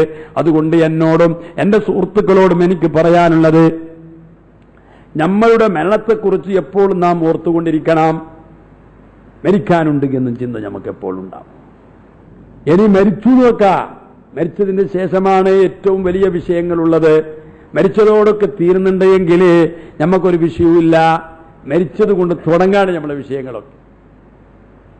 നമ്മൾ ഈ ഇടവേളയിൽ കിട്ടുന്ന ആയുസ്സിന് നമ്മ അതിനെ നല്ല രൂപത്തിൽ ചെലവഴിച്ചെങ്കിൽ നമുക്ക് ഫലപ്പെട്ടു. അത് എപ്പോഴും ചിന്തിച്ചുകൊണ്ട് പ്രവർത്തിക്കുന്ന ആളുകളാവണം. അപ്പൊ അനാവശ്യങ്ങൾ ഒഴിവാക്കണം, വേണ്ടാത്തരങ്ങൾ ഒഴിവാക്കണം. ഒരു മടങ്ങിയ ജീവിതം എപ്പോഴും നമുക്കുണ്ടാവണം. നല്ല നസൂഹായ തൗബയിലുള്ള ഒരു ജീവിതം എപ്പോഴും നമുക്കുണ്ട്. ഏത് സമയത്തും നമ്മുടെ തെറ്റുകൾ, കുറ്റങ്ങൾ ഒക്കെ കരഞ്ഞ് പൊറപ്പിച്ച് അങ്ങനെ മടങ്ങുന്ന ഒരു അവസ്ഥ നമുക്കുണ്ടാവണം. ബഹുമാനപ്പെട്ട താജുൽ ഉലമ അതുപോലെയുള്ള വലിയ വലിയ പണ്ഡിതന്മാർ അവരെല്ലാം യത്നിച്ചതും പ്രവർത്തിച്ചതും എല്ലാം ഇതിനു വേണ്ടിയിട്ടാണ്. പൂർവികന്മാരായ സഹാബാക്കൾ അവരെല്ലാം നമ്മളെ മലബാർ പ്രദേശങ്ങളൊക്കെ വന്നിട്ട് ദീനീ പ്രബോധനമൊക്കെ നടത്തിയത് ഇതിനു വേണ്ടിയിട്ടാണ്. ഇതൊന്നും ശാശ്വതമല്ല, ഇത് എപ്പോഴും കിട്ടുന്നതല്ല. ഭാര്യ, മക്കള്, കുടുംബം, ഇത് എന്ന് നമ്മൾ മരിച്ചു പോകുമ്പോൾ നമ്മളൊക്കെ വരുന്നുണ്ട? എന്തുമില്ല. നമ്മൾ സ്നേഹിക്കുന്നത് നമ്മളെ ഭാര്യ, നമ്മൾ മരിച്ചു പോയാൽ അവർ വേറെ കല്യാണം കഴിയുന്നുണ്ട്. ചിലപ്പോൾ 40ന്റെ മുന്നേ ആയിരിക്കും, മനസ്സിലായ? അല്ലെങ്കിൽ ഭാര്യ മരിച്ചു പോയാൽ ഭർത്താവ് വേറൊരു പെണ്ണ് കിട്ടുന്നുണ്ട്. അപ്പൊ ദുന്യവിയായ ജീവിതം വലിയൊരു വിഷയമൊന്നും മനസ്സിലാക്കിയിട്ട്, അത് വലിയ കാര്യമൊന്നും മനസ്സിലാക്കിയിട്ട് അതൊന്നും ചിന്തിക്കേണ്ടതൊന്നുമില്ല. അതേ സ്ഥാനത്ത് നമ്മൾ ആഖിറത്തിന്റെ വിഷയങ്ങൾ ഏറ്റവും വലുതാണ്. അതുകൊണ്ട് ദുനിയാവ് എങ്ങനെയാവാൻ അർത്ഥത്തിലില്ല. അമ്മൽ മൊയിലു ഫലാ യജൂസു ഖുഊദുഹു. ചെലവ് കൊടുക്കാനുള്ള ആളുകളൊന്നും അവർ മുണ്ടാതിരിക്കാൻ പാടില്ല. ശറയ്യായിട്ട് തെറ്റാണത്. ചെലവ് കൊടുക്കേണ്ട ആളുകൾ ഒരു കസ്ബ്, ഒരു തൊഴിൽ എപ്പോഴും ഉണ്ടാവണം. ഹദീസ് ക്ലാസ്സിൽ വിശദീകരിച്ചിട്ടുണ്ട്. ഒരു തൊഴിലില്ലാതെ ഒരാൾ എപ്പോഴും വിസ കാത്തിട്ടിരിക്കുന്ന ചില യുവാക്കളും എപ്പോഴും വിസ കാത്തിട്ടിരിക്കുക. വിസ വരുന്നുണ്ടാ, വിസ വരുന്നുണ്ടാ കാത്തിട്ട് ഇത് വേറെ പണിയൊന്നുമില്ലേ, ഇതിനെ കാത്തിട്ടിരിക്കുന്നത്? അത് വരുമ്പോ പോവാന്നല്ലാണ്ട് നമ്മളെ ജോലി, തൊഴിൽ എപ്പോഴും നമുക്കുണ്ടാവണം. ഹലാലായ സമ്പാദ്യ മാർഗങ്ങൾ ഒരാൾക്കുണ്ടാവണം. അതെല്ലാം ഉള്ളതോടുകൂടിയിട്ട് നമ്മുടെ ഭാവിയെക്കുറിച്ച് എപ്പോഴും നമുക്ക് ചിന്തയുണ്ടാവാം. നബി സല്ലല്ലാഹു അലൈഹി വസല്ലം തങ്ങൾ ധാരാളം ഈ വിഷയത്തെക്കുറിച്ച് ഉണർത്തിയിട്ടുണ്ട്. ഇനി മരണത്തിന് ശേഷമുള്ള ചില സംഭവങ്ങൾ പറയാണ്. നമ്മളെ സമയം തീരാൻ പോവാ. മരണത്തിന് ശേഷം മരിക്കലോടുകൂടി നമ്മളെ കാര്യങ്ങൾ തുടങ്ങാണ്. റുകൂബുൻ നൈശി അൻസാഹും റുകൂബ അലൽ ഖൈലിൽ അതീഖാത്തിൻ നിജാബി വലൈലുൽ ഖബ്രി അൻസാഹും ലിലൈലി ബിറുസുൽ മലിഹാത്തിൻ നിഖാബി. ബഹുമാനപ്പെട്ട യാഫീദങ്ങൾ പറയുന്നു, വഅൻസാഹും ലിഫുറുശിൻ നാഇമാതി ലാ ഖദ് സയ്യനു ഫുറുശുത് തുറാബി അലദ്ദൂദുൽ ഹുദൂദ വഗാസ ഫീഹാ അകൂലൻ ലിൽ ബയ്യാതി തിറാബി. മരണം എന്ന് പറയുന്നത് മരിക്കലോടുകൂടി നമ്മളെ യഥാർത്ഥ ജീവിതം തുടങ്ങുന്നു. മനുഷ്യർക്ക് ഇന്തിബാഹ് ഉണ്ടാകുന്നത്, ഉണർവുണ്ടാകുന്നത്, യാഥാർത്ഥ്യം കാണുന്നത് മരിക്കലോട് കൂടിയിട്ട്. അത് ഹദീസിൽ നമ്മൾ മനസ്സിലാക്കുന്നതല്ലേ. മനുഷ്യന്റെ ചോദ്യങ്ങൾ തുടങ്ങുന്നത് അല്ലേ? എന്തിനീ ഖബറിൽ ചോദ്യങ്ങൾ വെച്ചു? ഒരാളെ അല്ലാഹു തആലക്ക് അറിയില്ലേ? ഒരാളെ എന്ത് ഏതെന്നൊക്കെ അറിയില്ലേ? ആ വിഷമഘട്ടങ്ങളിലും അവന്റെ നിലപാട്, അവന്റെ ഈമാൻ ഏത് രൂപത്തിലുണ്ട് എന്നുള്ള പരിശോധിക്കാണ് അല്ലേ? ഖബർ എന്ന് പറയുന്നത് ഒരു മനുഷ്യന് അതൊരു ചെറിയ കുടുസായിട്ട് കാണുന്നുണ്ടെങ്കിലും ഒരു കുടുസായിട്ട് മനസ്സിലാക്കണ്ട. ഖബർ ജീവിതത്തിന് നിഷേധിക്കുന്ന ആളുകളോട് മഹാനായ സുയൂത്തി ഇമാം പറഞ്ഞ മറുപടികൾ കാണാം. ഖബർ ജീവിതത്തിനെ കുറിച്ച് ഒരിക്കലും നിങ്ങൾ നിഷേധിക്കണ്ട. നിങ്ങൾ ഖബറടക്കുമ്പോൾ ഉള്ള ആ സ്ഥലവും ആ കുഴിയും മാത്രം നിങ്ങൾ മനസ്സിലാക്കണ്ട. അതൊരു കുടുസായിട്ട് നിങ്ങൾ മാത്രം കാണണ്ട. ഖബർ ജീവിതം എന്താണ് എന്ന് നിങ്ങൾ മനസ്സിലാക്കണം. ആലമുൽ ബർസഖ് എന്നാണ് ഖബർ എന്ന് പറയുന്ന ഒരു മനുഷ്യനെ സംബന്ധിച്ചിടത്തോളം മരിച്ചതിന് ശേഷം കൊണ്ടുപോയിട്ട് വെക്കാൻ ശറഈയായിട്ടൊരു തീരുമാനമൊന്നല്ലാണ്ട് ഒരു മനുഷ്യന്റെ ജീവിതവും അതും ഇതൊന്നും അതിലൊന്നും അളവ് നോക്കേണ്ടതൊന്നല്ല. ചില ആളുകൾക്ക് ചിലവുണ്ട്, മുങ്കർ നക്കീർ ഇരുത്തുന്നുണ്ടല്ലോ, ഇരുത്തുമ്പോ മൂടുകല് തട്ടൂലേ? മുങ്കർ നക്കീർ അലൈഹി സ്വലാത്തു വസ്സലാം ഇരുത്തുമ്പോ മൂടുകല് തട്ടൂലേ? പിന്നെ ഇരുത്തുന്ന് പറയുന്നത് ഇങ്ങനെ ചോദ്യങ്ങളും അത് ഇതൊക്കെ ഇപ്പൊ എല്ലാത്തിനും ചോദ്യങ്ങളുടെ കാലല്ലേ. ഇങ്ങനത്തെ ചോദ്യങ്ങളെല്ലാം ഉണ്ടാവും. ആളുകളോടെല്ലാം ഇമാം സുയൂത്തി പറഞ്ഞത്, വഹ്യ് കൊണ്ട് വിശ്വസിക്കുന്നില്ല നിങ്ങളെ. ഇപ്പൊ വഹ്യ് കൊണ്ട് വിശ്വസിക്കാതെ ഖുർആൻ തന്നെ വിശ്വസിക്കാൻ കഴിയില്ലല്ലോ. വഹ്യ് എന്ന് പറഞ്ഞാൽ എന്ത്? ജിബ്രീൽ അലൈഹി സ്വലാത്തു വസ്സലാം നബി സല്ലല്ലാഹു അലൈഹി വസല്ലമ തങ്ങൾക്ക് പറഞ്ഞു കൊടുക്കല്ലേ, അമ്പിയാക്കൾക്ക് പറഞ്ഞു കൊടുക്കുന്ന വഹ്യ്. ഇത് ആരെങ്കിലും കാണുന്നുണ്ടോ? കാണുന്നില്ല. അതാരും മനസ്സിലാക്കുന്നില്ല. റസൂലുള്ളാഹി സ്വല്ലല്ലാഹു അലൈഹി വസല്ലം തങ്ങൾ കേൾക്കാണ്. അതനുസരിച്ച് വിശ്വസിക്കണം, വിശ്വസിക്കാതിരിക്കാൻ കഴിയില്ല. അതുകൊണ്ടല്ലേ ഇമാം ബുഖാരി റളിയല്ലാഹു അൻഹു തുടക്കത്തിൽ തന്നെ കിതാബ് ബദീൽ വഹ്യ്, വഹ്യിനെ തുടങ്ങുന്ന കിതാബ് എന്ന് തുടങ്ങിയത് ബുഖാരി തന്നെ. അതിന്റെ കാരണം എന്താ? കാരണം പറഞ്ഞത് ഇസ്ലാമിന്റെ അടിത്തറ വഹ്യ് കൊണ്ട് സ്ഥിരപ്പെടുന്നു. വഹ്യ് ഇല്ല എങ്കിൽ ഖുർആൻ സ്ഥിരപ്പെടുവോ? അപ്പൊ വഹ്യ് എന്ന് പറഞ്ഞാൽ റസൂലുള്ള പറയലാണ്, എനിക്ക് ജിബ്രീൽ അലൈഹി സ്വലാത്തു വസ്സലാം വന്നു, ഇന്ന കാര്യം നിർദ്ദേശം നൽകി, അത് ഇന്നതാണ് എന്ന് പറയലല്ലേ വഹ്യ്. അപ്പൊ വഹ്യ് ആരെങ്കിലും കാണുന്നുണ്ടോ? കാണുന്നില്ല. അപ്പൊ വഹ്യ് കൊണ്ട് വിശ്വസിക്കണ്ടേ? വിശ്വസിക്കുന്ന ആളുകൾ വിശ്വസിക്കുക തന്നെ. ആലമുൽ ബർസഖിന്റെ ജീവിതത്തെക്കുറിച്ച് അതൊന്നും ഇതിപ്പോ കുടിസല്ലേ, തായ് ഖബർ ചെറുതല്ലേ, അതിനിക്ക് കുറെ കലാട്ടാക്കല്. തായ് ഖബർ ചെറുതായിനി, അയാൾ എപ്പോഴും കുടിസില കിടക്കണ്ടേ? അല്ല കാര്യമുണ്ട്. അതിൽ കുടിസെങ്കിൽ അതിൽ കിടക്കാൻ കഴിയോ? ചൂടെടുക്കൂലേ? ഈ ചൂട് എടുക്കൂലേ? അവിടെ കിടന്നിടാൻ കഴിയോ? തിരയാൻ മരയാണെങ്കിൽ ഭയങ്കര അല്ലേ? അല്ലെങ്കിൽ മഴ വരുമ്പോ ചലിക്കൂലേ? പുറപ്പുണ്ടാ? ബാഹ്യമായിട്ട് ചിന്തിക്കുന്നതൊന്നും അല്ലാന്ന് ആലമുൽ ബർസഖ് എന്ന് പറഞ്ഞാലേ. ആലമുൽ ബർസഖ് ഒരു മനുഷ്യൻ മരിച്ചു കഴിഞ്ഞാൽ അവനെ ആദരിക്കണമെന്ന. അങ്ങനെയാണല്ലോ നജസിന്റെ ബാബുകളിൽ പറഞ്ഞു, മനുഷ്യന്റെതും മത്സ്യത്തിന്റെയും മീനിന്റെയും ജറാദിന്റെയും ശവമല്ലാതെ ഇതല്ലാതെ ബാക്കിയെല്ലാം നജസാണ്. അപ്പൊ അതിന് കാരണം പറഞ്ഞെന്താ? മനുഷ്യന്റെ ശരീരത്തെക്കുറിച്ച് നജസ് കൊണ്ട് ഹുക്മ ചെയ്യാൻ കഴിയില്ല അല്ലേ? അത് അല്ലാഹു തആല ബനു ആദമിനെ ആദരിച്ചിട്ടുണ്ട് എന്നാ, ബഹുമാനിച്ചിട്ടുണ്ട്. അപ്പൊ അതിനെ ചെറുതായി കാണാൻ പാടില്ല. അതുകൊണ്ട് ചില ആളുകളുണ്ട്, അതൊന്നും വേണ്ട, ഇപ്പൊ ഖബറിന് ജാഗക്ക് വേണമെന്ന് പറയുമ്പോ ചില ആളുകളുണ്ട് നവീനവാദക്കാര്, അത് എന്തായെങ്കിലും ഒരു ജാഗാങ് മതി. ഒരു ജാഗ മതി. അപ്പൊ ഒരാൾ പറഞ്ഞ് ജാഗാവുമ്പോ ഖബറിലെ വെക്കണം, എന്തേരം കടപ്പുറത്ത് കൊണ്ട് വെച്ചെങ്കിൽ പക്ഷികൾ തിന്ന് തീർക്കുമല്ലോ, ഖബർസ്ഥാനം വേണ്ടെന്ന് പറയുന്ന വാദം തരേ, ഖബർസ്ഥാനം വേണമെന്നില്ല, ഏടെങ്കിലും കൊണ്ടുപോയി വെച്ചാൽ മതി. അപ്പൊ അതെന്തേ, അതല്ലെങ്കിൽ ഓർക്ക് ഈ മരിച്ചതിന് ശേഷമുള്ള വിശ്വാസം തന്നെ ഉണ്ടോ ഇല്ലെന്ന് സംശയമാണ്. അങ്ങനെയുണ്ട്, ഇരിക്കട്ടെ, നമ്മളെ വിഷയമല്ല അത്. അപ്പൊ ഞാൻ പറഞ്ഞു വരുന്നത്, ഖബർ എന്ന് പറയുമ്പോൾ ഞമ്മ മനസ്സിലാക്കണം ഏറ്റവും വലിയ, ഇപ്പൊ ഉമ്മാന്റെ പള്ളിയിൽ ഞമ്മ താമസിച്ചു, ഞമ്മ അനുഭവിച്ചതല്ലത്. ഞമ്മക്കെന്താ ശ്വാസം മുട്ടിയോ എന്ന് ഞമ്മ പള്ളിയിൽ ജീവനോട് കൂടി ഉണ്ടാവുമ്പോ ഉമ്മ എന്തായി? ഉമ്മ ഉറങ്ങിയിട്ടില്ലേ? ഉറങ്ങി. അന്ന് റിസ്ക് കൊടുക്കാൻ അള്ളാഹു വെച്ചുന്ന ആ വയറ്, ആ പൊക്കിയിൽ നിങ്ങൾ ചിന്തിച്ചു നോക്ക്, അതിന്റെ ഒരു ഇത് കലക്ഷന് അല്ലേ? അത് കണ്ടിട്ടായിരിക്കും ഇപ്പൊ ഗ്ലൂക്കോസ് കൊടുക്കാൻ വേണ്ടി ഇതൊക്കെ കണ്ടുപിടിച്ചെന്ന് തോന്നുന്നുണ്ട്. അപ്പൊ നോക്കൂ നിങ്ങള്, അപ്പൊ ഉമ്മാന്റെ പള്ളിയിലുണ്ടായ ആ ജീവിതം അത് അനുഭവിച്ചു വന്ന ആളുകളാണ് നമ്മള്. അങ്ങനത്തെ നമ്മക്ക് ജീവിതത്തിൽ മരിച്ചതിന് ശേഷം അവിടെ ഒരു ആത്മാവിന്റെ ബന്ധം നമുക്കുണ്ടായിരുന്നു. അതേപോലെ തന്നെ നമ്മൾ ഇവിടെ ഉമ്മാന്റെ പള്ളിയിൽ നിന്ന് പുറത്തു വന്നു.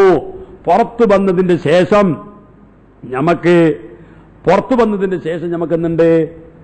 ഒരു ജീവിതമുണ്ട്. ആ ജീവിതത്തിന് റൂഹ് നടന്നു. റൂഹ് നടക്കുമ്പോ ഇനി റൂഹിൽ നിൽക്കുന്ന സമയം കഴിഞ്ഞാവുമ്പോ റൂഹ് നമ്മളെ ശരീരത്തിലാണ് പോകും. ഇപ്പൊ റൂഹിനെ പിടിച്ചിക്കാൻ കഴിയുന്നില്ല. അപ്പൊ റൂഹ് എന്താവും? പോവും. അതല്ല ഇപ്പൊ ഇപ്പൊ ഇങ്ങെല്ലാം ഇരിക്കുന്ന സമയത്ത് ബാല്യ ഒരു സൗണ്ടിൽ സാധനം വീണ് നോക്കാം, എല്ലാരും ഇങ്ങനെ ആവൂലേ? എന്തേ? റൂഹ് പോയിരുന്നാം. ശരീരത്തിന്റെ ആഗ്രഹമാണ് റൂഹിനോട്.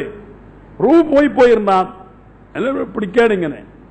അപ്പൊ റൂഹിനിക്ക് നമ്മളെ കൽബിനോടൊരു ബന്ധമുണ്ട്, നമ്മളെ ശരീരത്തിനോടൊരു ബന്ധമുണ്ട്. അത് ഉറങ്ങുന്ന സമയത്തൊരു ബന്ധമുണ്ട്.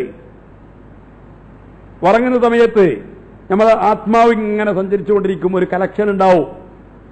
അത് പിന്നെ വരും, മാത്രം ഉണരുമ്പോ വരും. ചില ആളുകളുണ്ടല്ലോ നമ്മൾ വിളിച്ച് ഇസർത്താന്നില്ല, കുറച്ച് കഴിയുമ്പോൾ കുറെ കഴിയുമ്പോഴാണ് അയാൾ ഇസർത്തുന്നത്. കാരണം ഈ കലക്ഷൻ ദൂരം ഉണ്ടാവും, റേഞ്ച് കിട്ടുന്നുണ്ടാവില്ല. ഈ ആത്മാവിന്റെ റേഞ്ച് കിട്ടുന്നുണ്ടാവില്ല. അപ്പൊ പിന്നെ ഇയാൾക്ക് വിളിക്കുന്നൊന്നും കേൾക്കുന്നുണ്ടാവില്ല. അപ്പൊ റേഞ്ച് ഇങ്ങനെ കറക്റ്റ് കിട്ടുമ്പോ എന്താവും? ഇയാൾ ഉണരും. എന്തേ നല്ല സമയമായിട്ടുണ്ടല്ലോ, ശരി, അങ്ങനെ തോന്നല്. മരിച്ചതിന്റെ ശേഷവും ആത്മാവിനിക്കൊരു ബന്ധമുണ്ട്, നമ്മളെ ശരീരത്തിനോടൊരു ബന്ധമുണ്ട്. മരിച്ചതിന്റെ ശേഷം 5 നിലക്ക് ബന്ധങ്ങളുണ്ടെന്നാ റൂഹിനിക്ക്. ശരീരത്തിനോട് 5 നിലക്ക് ബന്ധമുണ്ടെന്നാ. നമ്മളെ നുത്ഫത്ത് ബീജം ഇന്ദ്രിയം ആയിട്ടുണ്ടാവുമ്പോൾ ഒരു ബന്ധമുണ്ട്. ഉറങ്ങുന്ന സമയത്തൊരു ബന്ധമുണ്ട്. ദുനിയാവിലേക്ക് വന്നതിന്റെ ശേഷം ശരീരത്തിലേക്ക് ഉണർവിന്റെ സമയത്തൊരു ബന്ധമുണ്ട്. ആലമുൽ ബർസഖിൽ ഒരു ബന്ധമുണ്ട്. ഇനി ബഅസിന്റെ ശേഷം റൂഹിനിക്കൊരു ബന്ധമുണ്ട്. ആലമുൽ ബർസഖിലും എപ്പോഴും റൂഹിനിക്കൊരു ബന്ധമുണ്ട്. മനസ്സിലായ? റൂഹിനിക്ക് ആ ബന്ധങ്ങളൊന്നും ഞമ്മ കാണാൻ കഴിയില്ല. ഞങ്ങൾക്ക് അവരെ ഖബറൊക്കെ മാന്തി നോക്കിയിട്ടുണ്ടല്ലോ, എന്തു കാണുന്നില്ലാലോ. അപ്പൊ എങ്ങനെ ശിക്ഷിക്കലേ? സംശയിക്കൊന്നും വേണ്ട.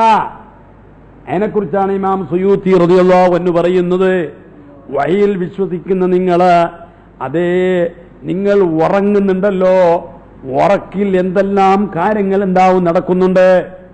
ഒരാൾ ഉറങ്ങുമ്പോ അയാൾ എന്തെല്ലാം അനുഭവിക്കുന്നുണ്ട്. ആ അനുഭവങ്ങളൊന്നും പിന്നൊരുള്ള ആൾക്ക് മനസ്സിലാക്കാൻ കഴിയുന്നുണ്ടോ?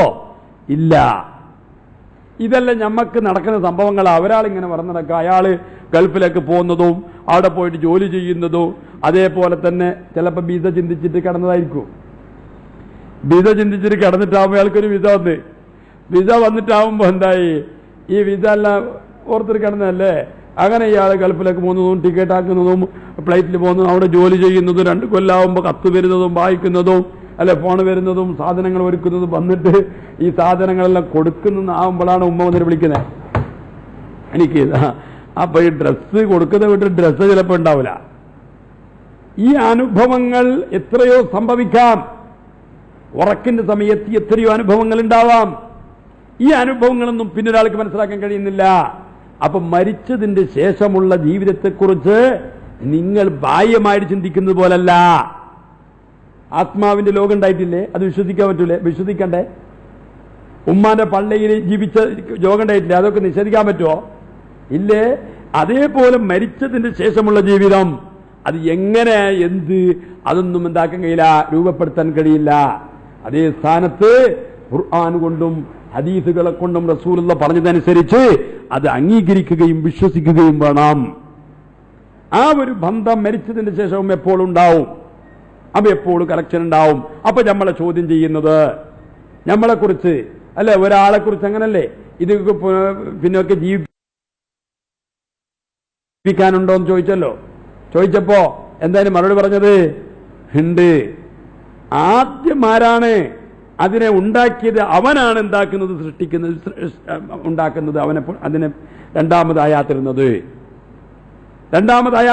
അതിന് ആദ്യം എന്തും ഇല്ലാത്തതിൽ നിന്ന് സൃഷ്ടിച്ച അള്ളാഹുവിനിക്ക് ഒരു ഉണ്ടാക്കിയതിനെ പിന്നെ പൊളിച്ചിട്ട് പിന്നെ ഉണ്ടാക്കാൻ അള്ളാഹ്ക്ക് കഴിയില്ല എന്നതാണോ? അത് കഴിയില്ല. അപ്പൊ ഖുർആൻ അങ്ങനത്തെ ആളുകളെ വെല്ലുവിളിച്ചിട്ടുണ്ട്, അതിനെ എതിർക്കാൻ കഴിയില്ല. അപ്പൊ അതുകൊണ്ട് ഒരു ആലമുൽ ബർസഖിന്റെ ജീവിതം നമ്മ ചിന്തിച്ചതുപോലൊന്നല്ല. അതുകൊണ്ടല്ലേ ഇപ്പൊ നമ്മളെ ദുആയിൽ നമ്മ പറയുന്നെന്താ, അല്ലാഹുമ്മ അബ്ദിൽഹു ദാറൻ ഖൈറൻ മിൻ ദാരിഹി വഅഹ്ലൻ ഖൈറൻ മിൻ അഹ്ലിഹി വസൗജൻ ഖൈറൻ മിൻ സൗജിഹി വജീറാനൻ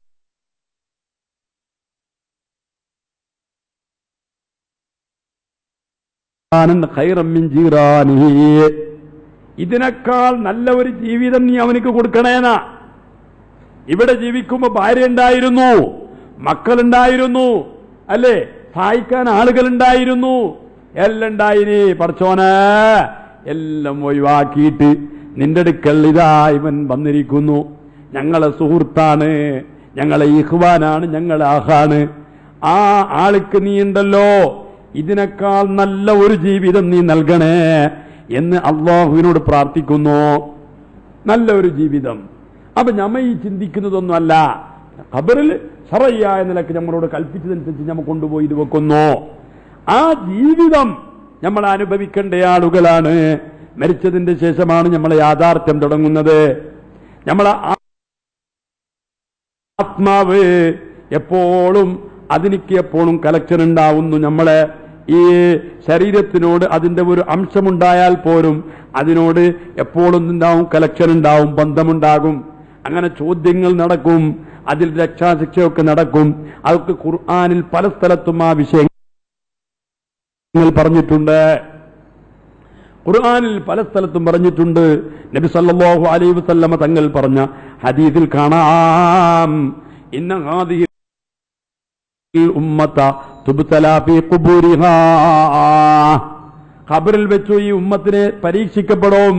ഫലൗലാ അല്ലാ തദാഫനു ലദഅഉതുല്ലാഹ അൻ യുസ്മിഅകും മിൻ അദാബിൽ ഖബരി അല്ലദീ അസ്മഉ മിൻഹു. റസൂലുള്ളാഹി സ്വല്ലല്ലാഹു അലൈഹി വസല്ലമ തങ്ങൾ പറയുന്നു, ഈ ഉമ്മത്തിനെ ഖബറിൽ പരീക്ഷിക്കപ്പെടുന്നുണ്ട്.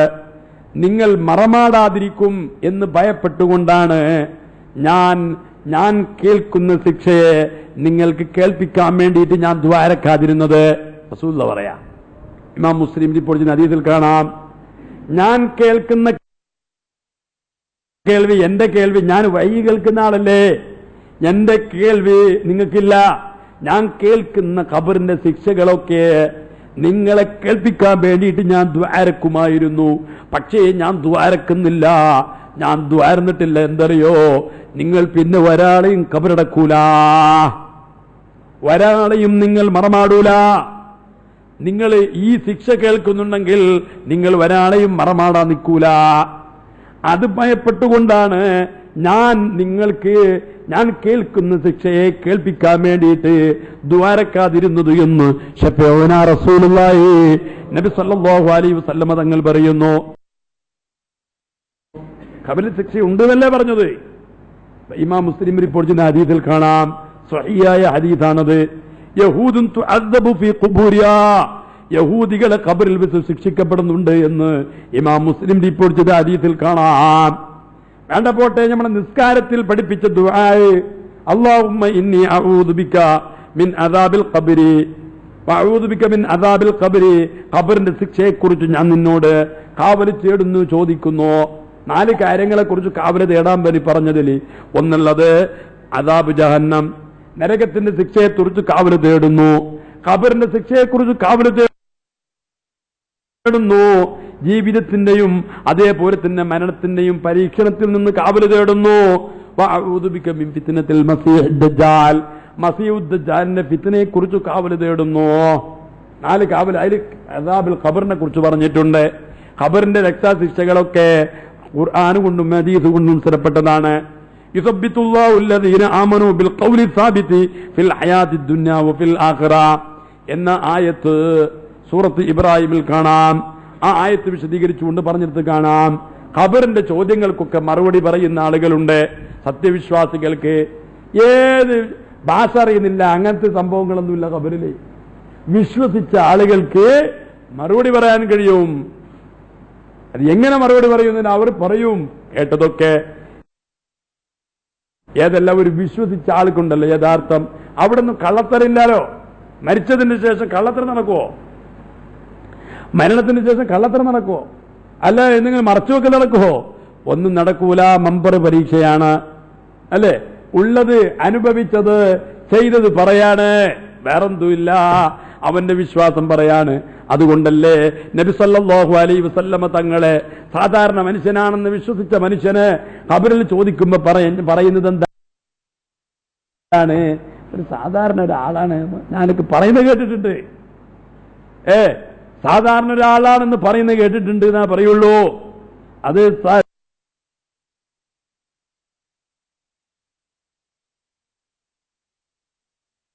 നബി സല്ലല്ലാഹു അലൈഹി വസല്ലമ തങ്ങളെ കുറിച്ചു വിശ്വസിച്ച യഥാർത്ഥ പ്രവാചകനാണ് എന്ന് വിശ്വസിച്ച മനുഷ്യൻ അതേ നിലക്ക് പറയും, ഞങ്ങളെ പ്രവാചകനാണ്, ഞങ്ങൾക്ക് പ്രബോധനം നടത്തിയ പ്രവാചകനാണ് അല്ലെ എന്നൊക്കെ വിശദീകരിച്ചുകൊണ്ട് പറയും റസൂലുള്ളാഹിനെ കുറിച്ച്.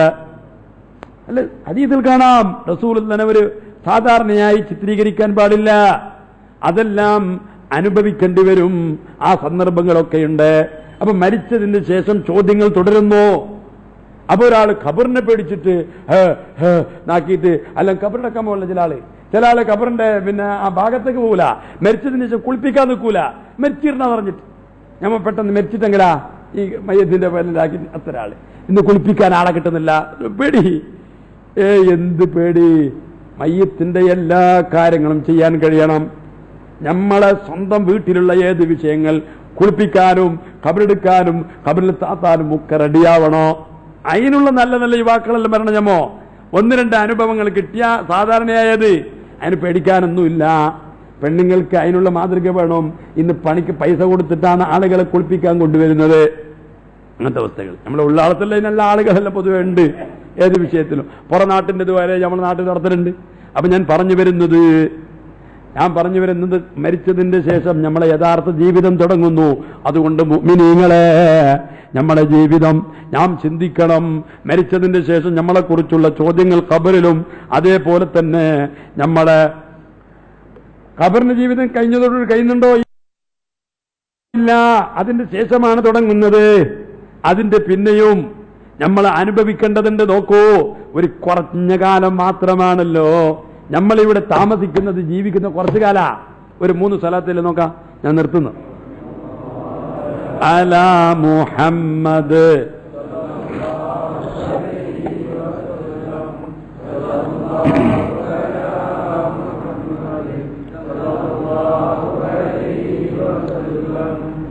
اللهم صل على محمد يا ربي صل عليه وسلم. മരിച്ചതിന്റെ ശേഷം ഖബറിന്റെ ജീവിതം അതൊരു മനുഷ്യന് ആ ആലമുൽ ബർസഖ് അല്ലാഹു അവന്റെ ആ വിശ്വാസവും അവന്റെ അമലും അനുസരിച്ച് അവനിക്ക് നല്ല ഊക്കും ശക്തിയും നൽകും. അതനുസരിച്ചിട്ടായിരിക്കും അവന്റെ ജീവിതം കഴിയുന്നത്. അതിന്റെ ശേഷം എത്ര കാലത്തോളമാണ് ആലമുൽ ബർസഖിൽ കഴിയേണ്ടത്? നോക്കൂ, നിങ്ങൾ ഉള്ളാളത്തിന്റെ ആ മറപ്പെട്ട് കിടക്കുന്ന മദഫനുകള്, മക്ബറകൾ നിങ്ങൾ നോക്കൂ, എത്ര കാലങ്ങളായി അല്ലേ? നമ്മളെ മദനിത്തങ്ങള് എത്ര കാലങ്ങളായി. പണ്ട് ഒരു ജമാഅത്ത് ഇസ്ലാമി ഞങ്ങളുമായിട്ടൊരു വാദം ഉണ്ടായി, പണ്ട് കോട്ടക്കാരൻ. അപ്പൊ ഒരു ജമാഅത്ത് ഇസ്ലാമിക്കാരൻ ചോദിച്ചു, പിന്നെ മുന്നളൊന്തു പിന്നെ മദനിത്തങ്ങളെ ഇത് മക്ബറൊന്നും കെട്ടിയിട്ടില്ലാത്ത മുന്നലുള്ള ഒരു ഖബർ എന്ത് പുള അവിടെ ഊതുപത്തി കുത്തി ദ്വാരം തോന്നുന്നു ഇന്നാറ് ഇങ്ങനൊന്നും ഇല്ലാന്ന്. അപ്പൊ ഞാൻ ചൊല്ലി മദനി തങ്ങളത് വേണ്ട, റസൂലുള്ളാഹി സ്വല്ലല്ലാഹു അലൈഹി വസല്ലം തങ്ങളെ റൗള ഉണ്ടല്ലോ, റസൂലുള്ള ജീവിച്ചിരിക്കുമ്പോൾ തന്നെ റൗള ഉണ്ടാ? റസൂലുള്ളാഹി സ്വല്ലല്ലാഹു അലൈഹി വസല്ലം മദീനത്തേക്ക് പോയതിന് ശേഷം വഫാത്തായതിന് ശേഷമല്ലേ റസൂലുള്ളാഹിന്റെ ഖബർ ഷരീഫ് ഉള്ളത്? അതിന് മുന്നാണ് ഖബർ ഷരീഫ് ഉണ്ടാ? ഇയാളെ ചിന്തയിൽ എന്തറിയോ, ഇത് ഖദീമാവണോ? ഖദീമ അള്ള മാത്രോ? മദനി തങ്ങൾ വഫാത്താകുന്നതിന് മുമ്പ് മദനി തങ്ങളുടെ മക്ബറണ്ട? എന്ത് ഇതൊരു വിഷയ അല്ല, അങ്ങനല്ല, ഇങ്ങനല്ല. പിന്നെ ഇങ്ങനല്ല ഇല്ലാത്ത ഇങ്ങനല്ല ഇല്ലാത്ത ചിലപ്പോൾ ബിൽഡിംഗ് കെട്ടുന്നു, ഇത് കെട്ടുന്നു, സാറാക്കുന്നു, അല്ല സാധാരണ അങ്ങനെല്ലാം വേണമെന്നുണ്ടാ? അപ്പൊ മൂപ്പർ ഒരു വലിയല്ലേ, അതിന് സംശയമുണ്ടോ? അത് പറയ്. ഖബറ് അങ്ങനെയില്ല ഇങ്ങനെയില്ല എന്ന് പറയണ്ട. വലിയാണ് എങ്കിൽ അയാളെ ഖബറ് കെട്ടാമെന്ന് എനിക്ക് തെളിവുണ്ട്. അത് വേറെ വിഷയം. അത് ആലിമീങ്ങളെ ഫത്വ അല്ലേ? മക്ബറയിൽ ഖബറ് കെട്ടാൻ പറ്റുമോ ഇല്ലേ വിഷയങ്ങളാ. അപ്പൊ പൊതു എല്ലാവരുടെയും ഖബറടക്കുന്ന സ്ഥലങ്ങളിൽ ഖബറ് കെട്ടാൻ പറ്റുമോ ഇല്ലേ? ഔലിയാക്കളത് അമ്പിയാക്കളതൊക്കെ കെട്ടാം എന്നും പോലും പറഞ്ഞിട്ടുണ്ട്. അത് മാത്രമല്ല, അത് ആ ഖബറിന് വേണ്ടിയിട്ട് മാത്രം വഖഫാക്കുകയും അങ്ങനത്തെ ചില ശ്മശാന ഭൂമി എന്ന് പറഞ്ഞിട്ടുണ്ട്. അങ്ങനത്തെ ഭൂമിയിൽ ഉലമാന് തർക്കമുണ്ട്. അതിൽ തന്നെയും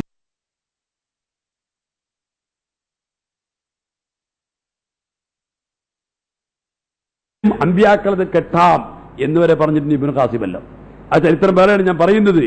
അങ്ങനെ മദനിത്തങ്ങള് അല്ലെ മുമ്പ് ജീവിക്കുന്നതിന്റെ മുമ്പ് മക്ബറയുണ്ടോ ഇല്ല. അപ്പൊ ഞാൻ പറഞ്ഞു വരുന്നത്, എത്ര വർഷങ്ങളായി അവരെല്ലാം കഴിഞ്ഞുകൂടുന്നത് ആലമുൽ ബർസഖില്. മദനിത്തങ്ങളെ എത്ര വർഷമായി ആലമുൽ ബർസഖിൽ കഴിയുന്നത്. മുഹീദ്ദീൻ ബാവലിയില്ല, അതേപോലെ തന്നെയുള്ള എത്ര ആളുകൾ കഴിഞ്ഞുകൂടുന്നു. നമ്മളെ ഉപ്പാപ്പന്മാര്, ഉമ്മമാര്, ഉമ്മാമ്മമാര് എത്ര കാലമായി ആലമുൽ ബർസഖിൽ കഴിഞ്ഞുകൂടുന്നത് അല്ലേ?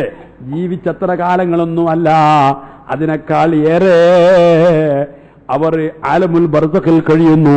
അതേപോലെ തന്നെ മുഅ്മിനീങ്ങളെ, ഞാനും നിങ്ങളും ആലമുൽ ബർസഖിൽ കഴിയേണ്ട കാലങ്ങളുണ്ട്.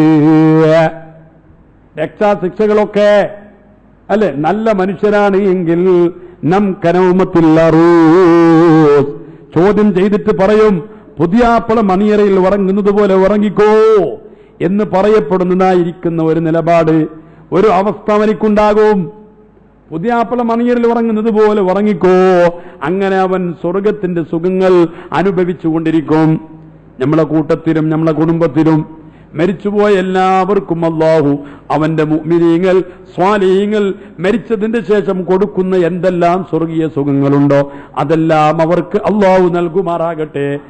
മദനിത്തങ്ങളുടെ ദറജ അല്ലാഹു ഉയർത്തുമാറാകട്ടെ. ഇവിടെയുള്ള ലോക മുസ്ലിമീങ്ങൾക്കെല്ലാം ഒരു അഭയകേന്ദ്രമായിട്ട്, എല്ലാവരുടെയും പ്രശ്നത്തിന് പരിഹാരമായിട്ട്, പ്രത്യേകിച്ചും ഉള്ളാളത്തിൽ വിഷമിക്കുന്ന ബുദ്ധിമുട്ടുന്ന എത്രയോ ആളുകളുണ്ട്, അവർക്കൊക്കെ പരിഹാരമായിട്ട് മദനി തങ്ങളെ ദർജന അല്ലാഹു ഉയർത്തുമാറാകട്ടെ. ഞാൻ നീട്ടുന്നില്ല, ചുരുക്കുന്നു. ഞാൻ പറഞ്ഞു വരുന്നത്, നീളമായിരിക്കുന്ന കാലമാണ് ആലമുൽ ബർസഖിൽ കഴിയേണ്ടത്. എപ്പോഴും നാം ഓർക്കണം, അങ്ങനത്തെ കാലത്ത് നമ്മൾ ചെയ്തു വെച്ച അമലിന്റെ രക്തശിക്ഷകളാണ് നമ്മൾ അനുഭവിക്കേണ്ടി വരുന്നത്. അതിന്റെ ശേഷം നമ്മളെ ഉയർത്തി എഴുന്നേൽപ്പിക്കപ്പെട്ടാൽ, മഹ്ശറിൽ കൊണ്ടുപോയാൽ അവിടെ ചോദ്യങ്ങൾ നടക്കും. ആ വിഷയങ്ങൾ ധാരാളം മീസാന്, തുലാസ്, സിറാത്ത് ഒക്കെ പറയാനുണ്ട്. നമ്മളൊന്നും രക്ഷപ്പെട്ടവരായി ഇത് മനസ്സിലാക്കണ്ട. കഅബുൽ അഹ്ബാർ റളിയല്ലാഹു അൻഹു പറഞ്ഞ സംഭവത്തിൽ കാണാം, ഞാൻ തൗറാത്ത്, ഇഞ്ചീൽ, സബൂർ, ഖുർആൻ ഒക്കെ നോക്കിയിട്ട് ഞാൻ തെരഞ്ഞെടുത്ത വിഷയങ്ങളുണ്ട്. അതിൽ ഒരു വിഷയമാണ് ലാ തഅ്മൻ മക്രി യബ്ന അബ്ദി, യബ്ന ആദം, ഓ മനുഷ്യ, അല്ലാഹ് പറയാണ്, എന്റെ അടിമ, നീ എന്റെ മക്റിനെ, എന്റെ ശിക്ഷയെ എപ്പോഴും നീ നിർഭയനാവണ്ട, നിർഭയനാവ പേടിക്കാതിരിക്കണ്ട. എന്റെ ശിക്ഷകൾ, ആഫാത്തുകൾ എപ്പോഴും വരാം. എത്രത്തോളം അത്താ തജൂദ സിറാത്ത്, സിറാത്ത് പാലം കടക്കുന്നത് വരെ, വതറാ ഖദമൈക ഫിൽ ജന്ന, സ്വർഗത്തിൽ നിന്റെ കാല് ഉറപ്പിക്കുന്നത് വരെ നീ എന്താക്കണ്ട, അത്രത്തോളം എപ്പോഴും ഭയപ്പെടേണ്ടതാണ്. എത്ര ആളുകൾ വിപത്തിൽ, നല്ല നല്ല മനുഷ്യന്മാർ പെടുന്നുണ്ട്, എത്ര അപകടത്തിൽ പെടുന്നുണ്ട്. അല്ലേ? എത്രയോ നല്ല മനുഷ്യന്മാരുണ്ട്. അത് സാധാരണയാണ്. നിങ്ങൾ നോക്കൂ, അപകടത്തിൽ എത്രയോ വലിയ വലിയ പണ്ഡിതന്മാർ. ബഹുമാനപ്പെട്ട ജമലുല്ലൈ തങ്ങള്, കാജൂർ തങ്ങള് വലിയ മഹാനായിരുന്നു. അദ്ദേഹം അപകടത്തിലാണ് പെട്ടത്. അങ്ങനെ എത്രയോ ആളുകളുണ്ട്, അതിനൊക്കെ ഷഹീദിന്റെ കൂലിയുണ്ട്. അങ്ങനെ ചതിയിൽപ്പെട്ടിട്ട് മരണപ്പെട്ടു പോയ എത്ര സംഭവങ്ങളുണ്ട്. ബഹുമാനപ്പെട്ട ഉമർ ഇബ്നുൽ ഖത്താബ് റളിയല്ലാഹു അൻഹു, അതേപോലെ തന്നെ ഉസ്മാൻ ഇബ്നു അഫ്ഫാൻ റളിയല്ലാഹു അൻഹു, ഇവരെല്ലാം വധിക്കപ്പെട്ടതല്ലേ, ചതിക്കപ്പെട്ടിട്ട് കൊന്നതല്ലേ? വലിയ വലിയ ആളുകളുടെ ഹിസ്റ്ററികളൊക്കെ അങ്ങനെയല്ലേ? അങ്ങനെ ആരുകൾ എന്നിട്ട് അള്ളാഹുവിന്റെ പരീക്ഷണങ്ങളും കാര്യങ്ങളും ആർക്കും എപ്പോഴും വരാം. അതെല്ലാം ഞമ്മ നിർഭയനാവാനൊന്നുമില്ല. ഞാൻ പള്ളിയിൽ നിസ്കരിക്കുന്നുണ്ട്, ഞാൻ ഓതുന്നുണ്ട്, അങ്ങനെയാണ് ഇങ്ങനെയാന്ന് പറഞ്ഞിട്ട് കാര്യമില്ല. പലതും എന്താവാം, എപ്പോഴും ഏത് സമയത്തും വരാം. മിനയിൽ തീപിടുത്തമുണ്ടായി, അവിടെ നല്ല മനുഷ്യന്മാരല്ലേ ഉള്ളത്? എന്തേ? അള്ളാഹുവിന്റെ എപ്പോഴും ശിക്ഷ ഏതെല്ലാം രൂപത്തിൽ എങ്ങനെല്ലാം വരാം. നമുക്ക് അവനോട് ഞങ്ങൾക്ക് താങ്ങാൻ കഴിയാത്തത് നീ ഏൽപ്പിക്കല്ലേ എന്ന് പടച്ചവനോട് പറയാനല്ലാതെ അവന്റെ അദാബുകളും ശിക്ഷകളും എപ്പോഴും എങ്ങനെയും ഏത് രൂപത്തിലും വരാം. അവ പറയുന്നത് നമുക്ക് സിറാത്ത് അതേപോലെയുള്ള ഒരു തുലാസ് നമ്മളുടെ അമലുകളെ തൂക്കി നോക്കുന്ന സംഭവങ്ങളൊക്കെ നമുക്ക് നേരിടാനിരിക്കുന്നു. അപ്പൊ നമ്മുടെ അമലുകൾ എന്ത് നോക്കാനുണ്ട്? ഒരു അമലും ഹദീസിൽ കാണാം, ഒരു മനുഷ്യനുണ്ട്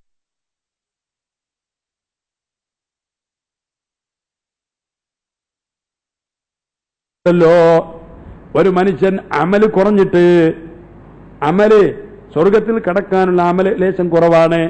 അപ്പൊ അള്ളാഹ് പറയാണ്, അമല് കുറഞ്ഞതുകൊണ്ട് നീ ഉണ്ടല്ലോ ആരെങ്കിലും അടുക്കൽ പോയിട്ട് ചോദിക്ക്, നിനക്ക് ആരെങ്കിലും അമല് തരുന്നവരുണ്ടോ? അമലിന് മൂല്യമുള്ള സമയമാണല്ലോ. നമുക്കൊരു പൈസന്റെ ആവശ്യമുള്ളെങ്കിൽ ആരെങ്കിലും ചോദിച്ചാൽ നമുക്ക് കൊടുക്കുവോ? കൊടുക്കൂല, അല്ലെ? ആരും കൊടുക്കൂല. നമുക്കൊരാവശ്യമുള്ള പൈസ ഉള്ളപ്പോ ഞമ്മ ആരും കൊടുക്കുവോ? ഇല്ല, കൊടുക്കൂല. അങ്ങനെ കൊടുക്കണമെന്ന് അങ്ങനത്തെ മനുഷ്യന്മാരാണോ? അങ്ങനത്തെ മനുഷ്യന്മാരാണോ? അങ്ങനെ ഈ മനുഷ്യനോട് പറയും, നീ എന്താക്ക് ചുറ്റി നോക്ക്, ആരെങ്കിലും നിനക്ക് അമലുകൾ തരുന്നുണ്ടോ? അങ്ങനെ ഈ മനുഷ്യരുണ്ടല്ലോ പോയിട്ട് ഇങ്ങനെ ആളുകളോട് ഞനക്ക് സ്വർഗത്തിൽ കിടക്കാൻ വേണ്ടി ഒരു അമല് കുറച്ച് തരുമോ എന്ന് ചോദിക്കും. ചോദിക്കുമ്പോൾ എന്താക്കും? ആരും കൊടുക്കൂല. കാരണം എന്റെ ഹിസാബിനെ കുറിച്ചാണ് ഞാൻ ചിന്തിച്ചുകൊണ്ടിരിക്കുന്നത്. എന്റെ അമല് കൊണ്ടെന്ന് ഞാൻ രക്ഷപ്പെടുവോ? നിനക്ക് തരാൻ എന്തിലുണ്ടോ? അത് തന്നെ മതിയാവോ ഇല്ലേ എന്ന സംഗതിയിലാണ് ഞാനിരിക്കുന്നത് എന്ന് ഓരോരുത്തരും പറയും. ഇതിങ്ങനെ നടക്കുന്ന സമയത്ത് ഹദീസിൽ കാണാം, ഒരു മനുഷ്യനുണ്ടല്ലോ, ഒരു മനുഷ്യൻ ഇയാളിങ്ങനെ വീക്ഷിക്കുന്നു, അയാളെ വിളിക്കുന്നു, നീ കുറേയായല്ലോ നടക്കുന്നത്,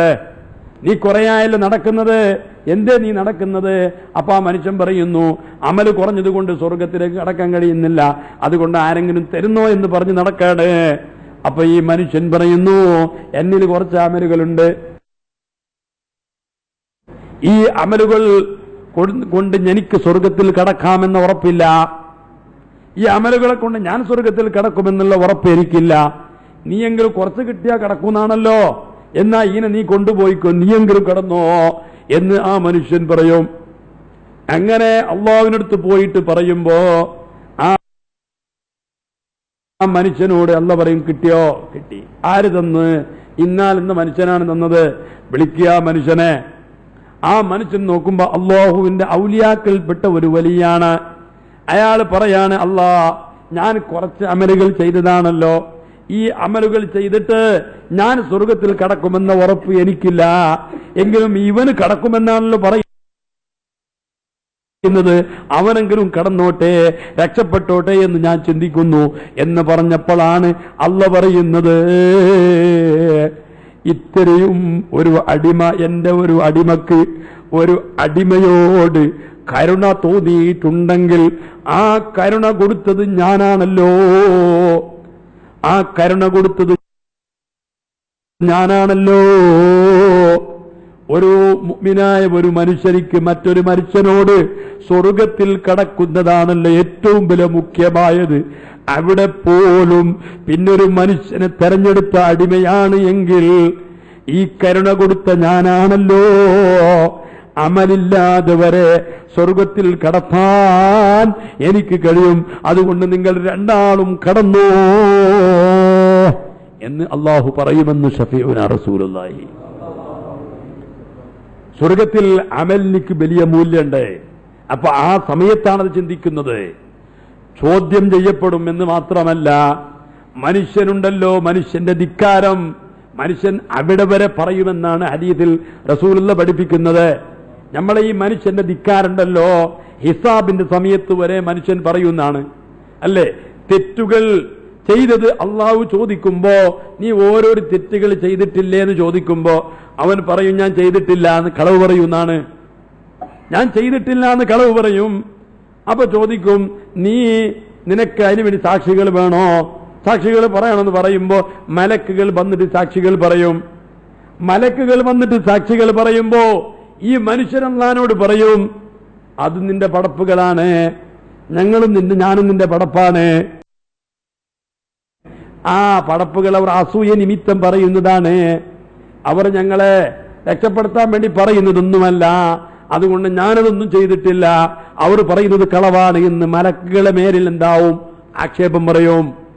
മലക്കുകളെ മേലിൽ എന്താവും? ആക്ഷേപം പറയുമ്പോ അപ്പോഴാണ് അല്ലാഹു തആല ചോദിക്കുന്നത് അവനോട് തന്നെ, നീ തെറ്റ് ചെയ്തു എന്നതെനിക്ക് തെളിവായിട്ട് എന്ത് വേണം? അപ്പോഴാണ് ആ മനുഷ്യൻ പറയുന്നത്, ഞാൻ തെറ്റ് ചെയ്തതിന് ഞാൻ തന്നെ പറയണം.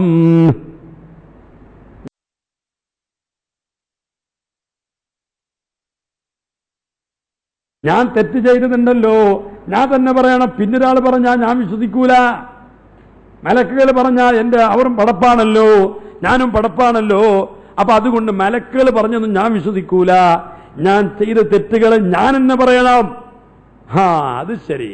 അപ്പോഴാണ് അല്ലാഹു തആല അല്ലൗമ നഖ്തിമു അലാ അഫ്വാഹിഹിം, നാവിനിക്ക് ശീലി വെക്കുന്നത്, وتكلمنا أيديهم وتشهد أرجلهم بما كانوا يكسبون.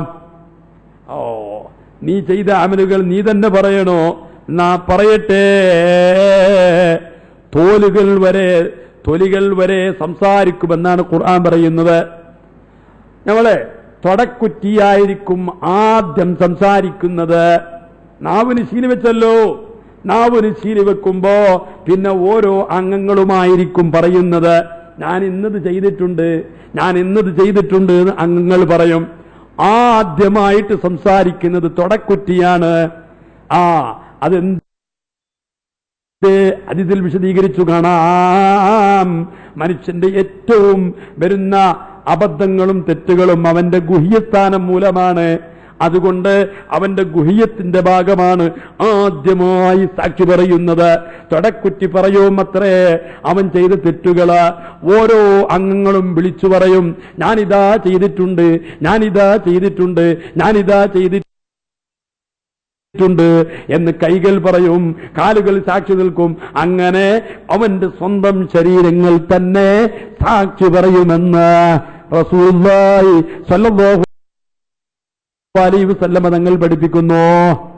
നോക്കൂ നിങ്ങൾ, അള്ളാഹ് വെറുതെ വെച്ചതല്ല.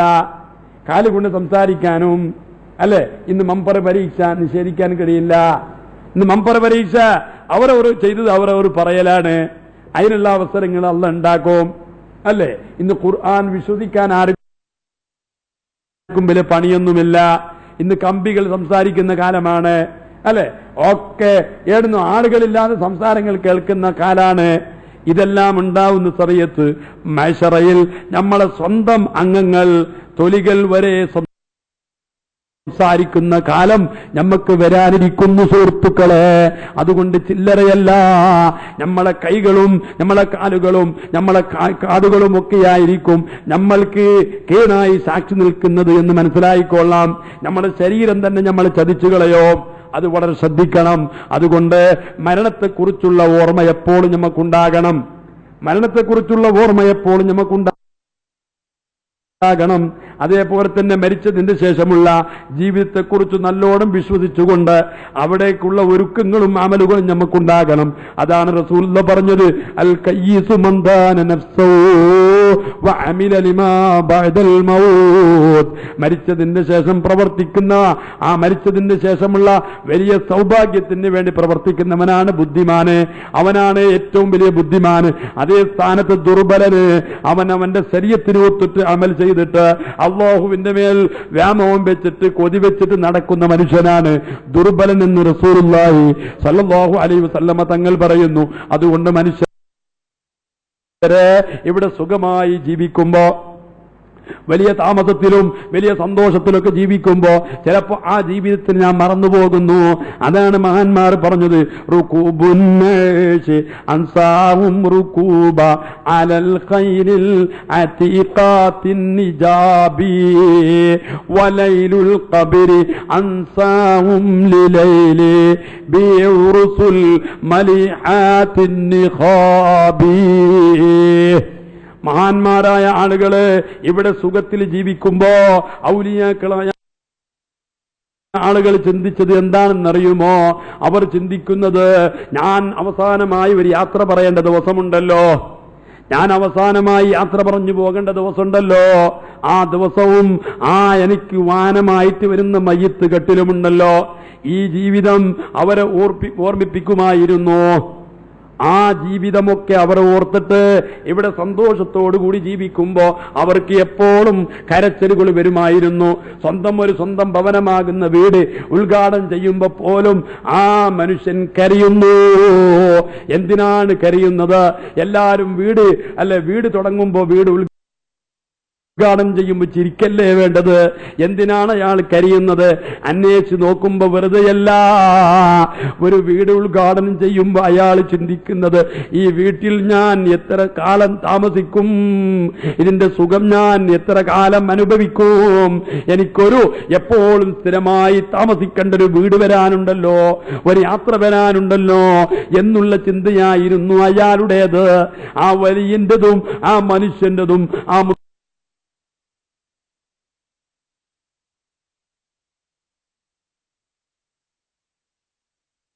ായ മനുഷ്യന്റെ ജീവിതം അതായിരുന്നു. ഏതൊരു ജീവിതവും ചിന്തിക്കുമ്പോ, വലിയ മുന്തിയ വാഹനത്തിൽ യാത്ര ചെയ്യുമ്പോ ഒക്കെ അയാൾ ചിന്തിക്കുന്നത്, ഇതെല്ലാം ഈ ദുന്യവിയായ ജീവിതത്തിന്റെ യാത്രയാണ് എങ്കിൽ എനിക്ക് അവസാനമായിട്ടുള്ള ഒരു യാത്രക്ക് ഒരു വാഹനമുണ്ടല്ലോ, അത് മയ്യിത്ത് കെട്ടിലാണ്. അതേ സ്ഥാനത്ത് ഞാൻ താമസിക്കേണ്ട ഖബറുണ്ടല്ലോ, അത് ഏറ്റവും വലിയ എനിക്ക് എപ്പോഴും സ്ഥിരമായി താമസിക്കേണ്ട സ്ഥലങ്ങളൊക്കെ വരാനിരിക്കുന്നു. ഇതെല്ലാം താൽക്കാലികമാണ് എന്ന ചിന്ത അവർക്ക് വന്നിരുന്നു. അതുകൊണ്ട് മുഅ്മിനീങ്ങളെ, സ്വാലിഹീങ്ങളായ ജനങ്ങള്, പൂർവികന്മാരായ പണ്ഡിതന്മാര്, അമ്പിയാക്കളൊക്കെ മരണത്തെക്കുറിച്ച് ചിന്തിച്ചുകൊണ്ട്, മരണത്തിന്റെ ജീവിതം വിശ്വസിച്ചുകൊണ്ട് അവരുടെ ജീവിതം അവർ നന്നാക്കിയിരുന്നു.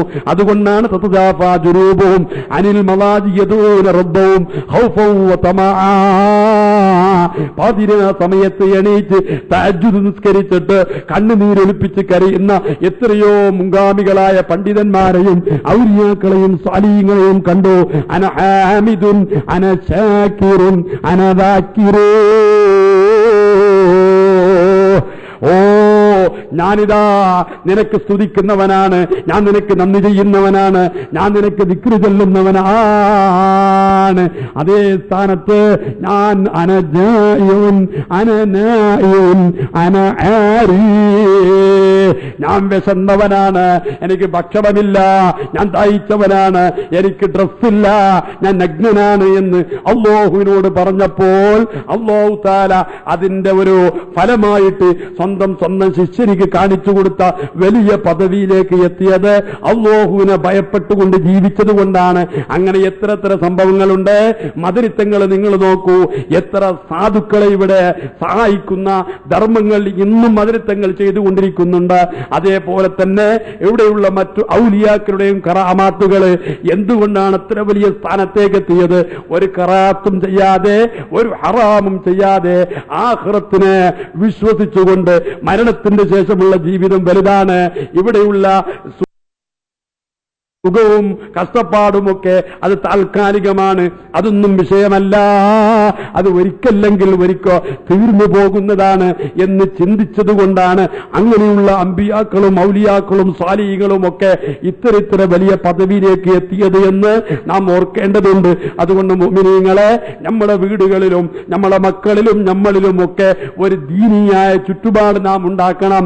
ഇന്ന് നമ്മുടെ വീടുകളിൽ ധാരാളം അനാവശ്യങ്ങള്, ധാരാളം TV മാധ്യമങ്ങളെ കൊണ്ട് വേണ്ടാത്തരങ്ങൾ മക്കൾ പഠിച്ചിട്ട് ബടക്കാകുന്ന കാലങ്ങളാണ്. വളരെ ശ്രദ്ധിക്കേണ്ടിയിരിക്കുന്നു.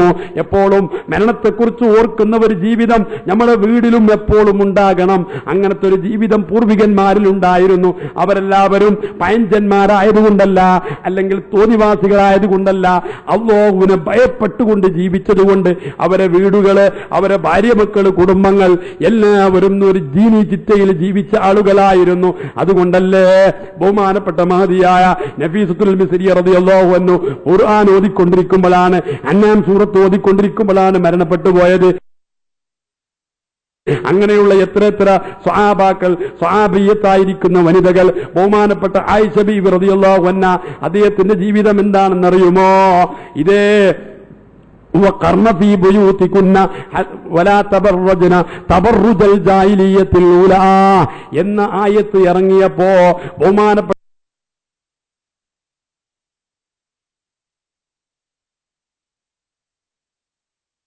മഹദിയായിരിക്കുന്ന ആയിഷ ബീവി റളിയല്ലാഹു അൻഹ ഈ ആയത്ത് ഓതുമ്പോ എപ്പോഴും കരഞ്ഞിട്ട് മുഖമക്കനയിൽ നിന്ന് ധാരാളം കണ്ണുനീരൊലിപ്പിക്കുമായിരുന്നു.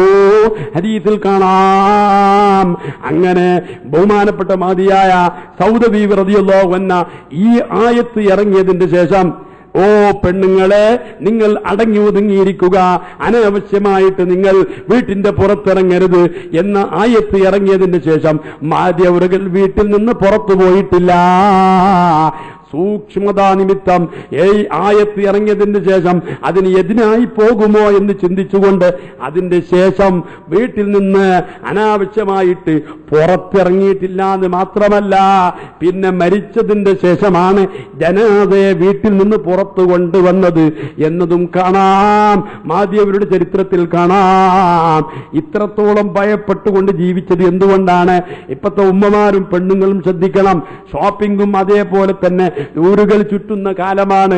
ഈ പെണ്ണുങ്ങളെല്ലാം ജീവിച്ചത് എന്തുകൊണ്ട്? ഒരു ആഖിറമുണ്ട്. നമ്മളെ ചോദ്യം ചെയ്യപ്പെടുന്ന സന്ദർഭങ്ങളുണ്ട്. അവിടെയെല്ലാം ഒറ്റക്ക് നേരിടേണ്ട സന്ദർഭങ്ങളാണ് എന്ന് ഉറച്ചു വിശ്വസിച്ചത് കൊണ്ടല്ലേ? അതുകൊണ്ട് നാമും അത് നേരിടേണ്ടവരാണ്. അതേ, നമ്മളെ ഉപ്പമാര് ഉപ്പാപ്പമാര് ഇതെല്ലാം കുറച്ചൊക്കെ നേരിട്ടവരുമാണ് എന്ന ഓർമ്മ എനിക്കും നിങ്ങൾക്കും ഉണ്ടാകണം എന്ന് പറഞ്ഞുകൊണ്ട് ഞാൻ നിർത്തുന്നു. അല്ലാഹു തആല അമ്പിയാക്കളുടെ സ്വാലിഹീങ്ങളുടെ അതേപോലെ തന്നെ മദ്രിത്തങ്ങളെ ബറക്കത്ത് കൊണ്ട് നമ്മളെ മരണം ഒരു നല്ല നിലക്ക് അല്ലാഹു ആക്കി തെരുമാറാകട്ടെ. ഒരു 3 സ്വലാത്ത് ചൊല്ലി ഞാൻ ദ്വാരക്കുന്നു. സ്വല്ലല്ലാഹു അലാ മുഹമ്മദ് സ്വല്ലല്ലാഹു അലൈഹി വസല്ലം സ്വല്ലല്ലാഹു അലാ മുഹമ്മദ് സ്വല്ലല്ലാഹു അലൈഹി വസല്ലം അല്ലാഹുമ്മ സ്വല്ലി അലാ മുഹമ്മദ് യാ റബ്ബി സ്വല്ലി അലൈഹി വസല്ലം. റഹ്മാനും റഹീമുമായ സയ്യിദായ സമദായ അല്ലാഹ്, ഞങ്ങളിതുവരെ പറഞ്ഞതും കേട്ടതും ഒരു സ്വാലിയായ അമലായി നീ സ്വീകരിക്കണേ റഹ്മാൻ. ഞങ്ങളെ അമലുകളെ നീ സ്വീകരിക്കണേ റഹ്മാൻ. ഞങ്ങളെ നോമ്പുകളെ നീ സ്വീകരിക്കണേ റഹ്മാൻ. ഞങ്ങളെ ഖുർആനോത്തുകളെ നീ സ്വീകരിക്കണേ റഹ്മാൻ. ഞങ്ങളെ മറ്റു എല്ലാ സൽക്കർമ്മങ്ങളെയും നീ കബൂൽ ചെയ്യണേ റഹ്മാൻ. അല്ലാഹുവേ, ഞങ്ങളെ പൂർവികന്മാരായിരിക്കുന്ന അമ്പിയാക്കൾ സ്വാലിഹീങ്ങളൊക്കെ അവർ ഞങ്ങൾക്ക് തന്ന ദീനും അവർ പഠിപ്പിച്ചു തന്ന ദീനിലൊക്കെ ഞങ്ങൾ ജീവിക്കുന്നു. പടച്ചവനെ, അതെല്ലാം എത്രയോ വിട്ടുവീഴ്ച കുറവുകളും എല്ലാ നിമിത്തം പടച്ചവനെ ധാരാളം കുറവുകളോടുകൂടി തെറ്റുകളോടുകൂടി അവർ പോറ്റിത്തന്ന ഞങ്ങൾക്ക് തന്ന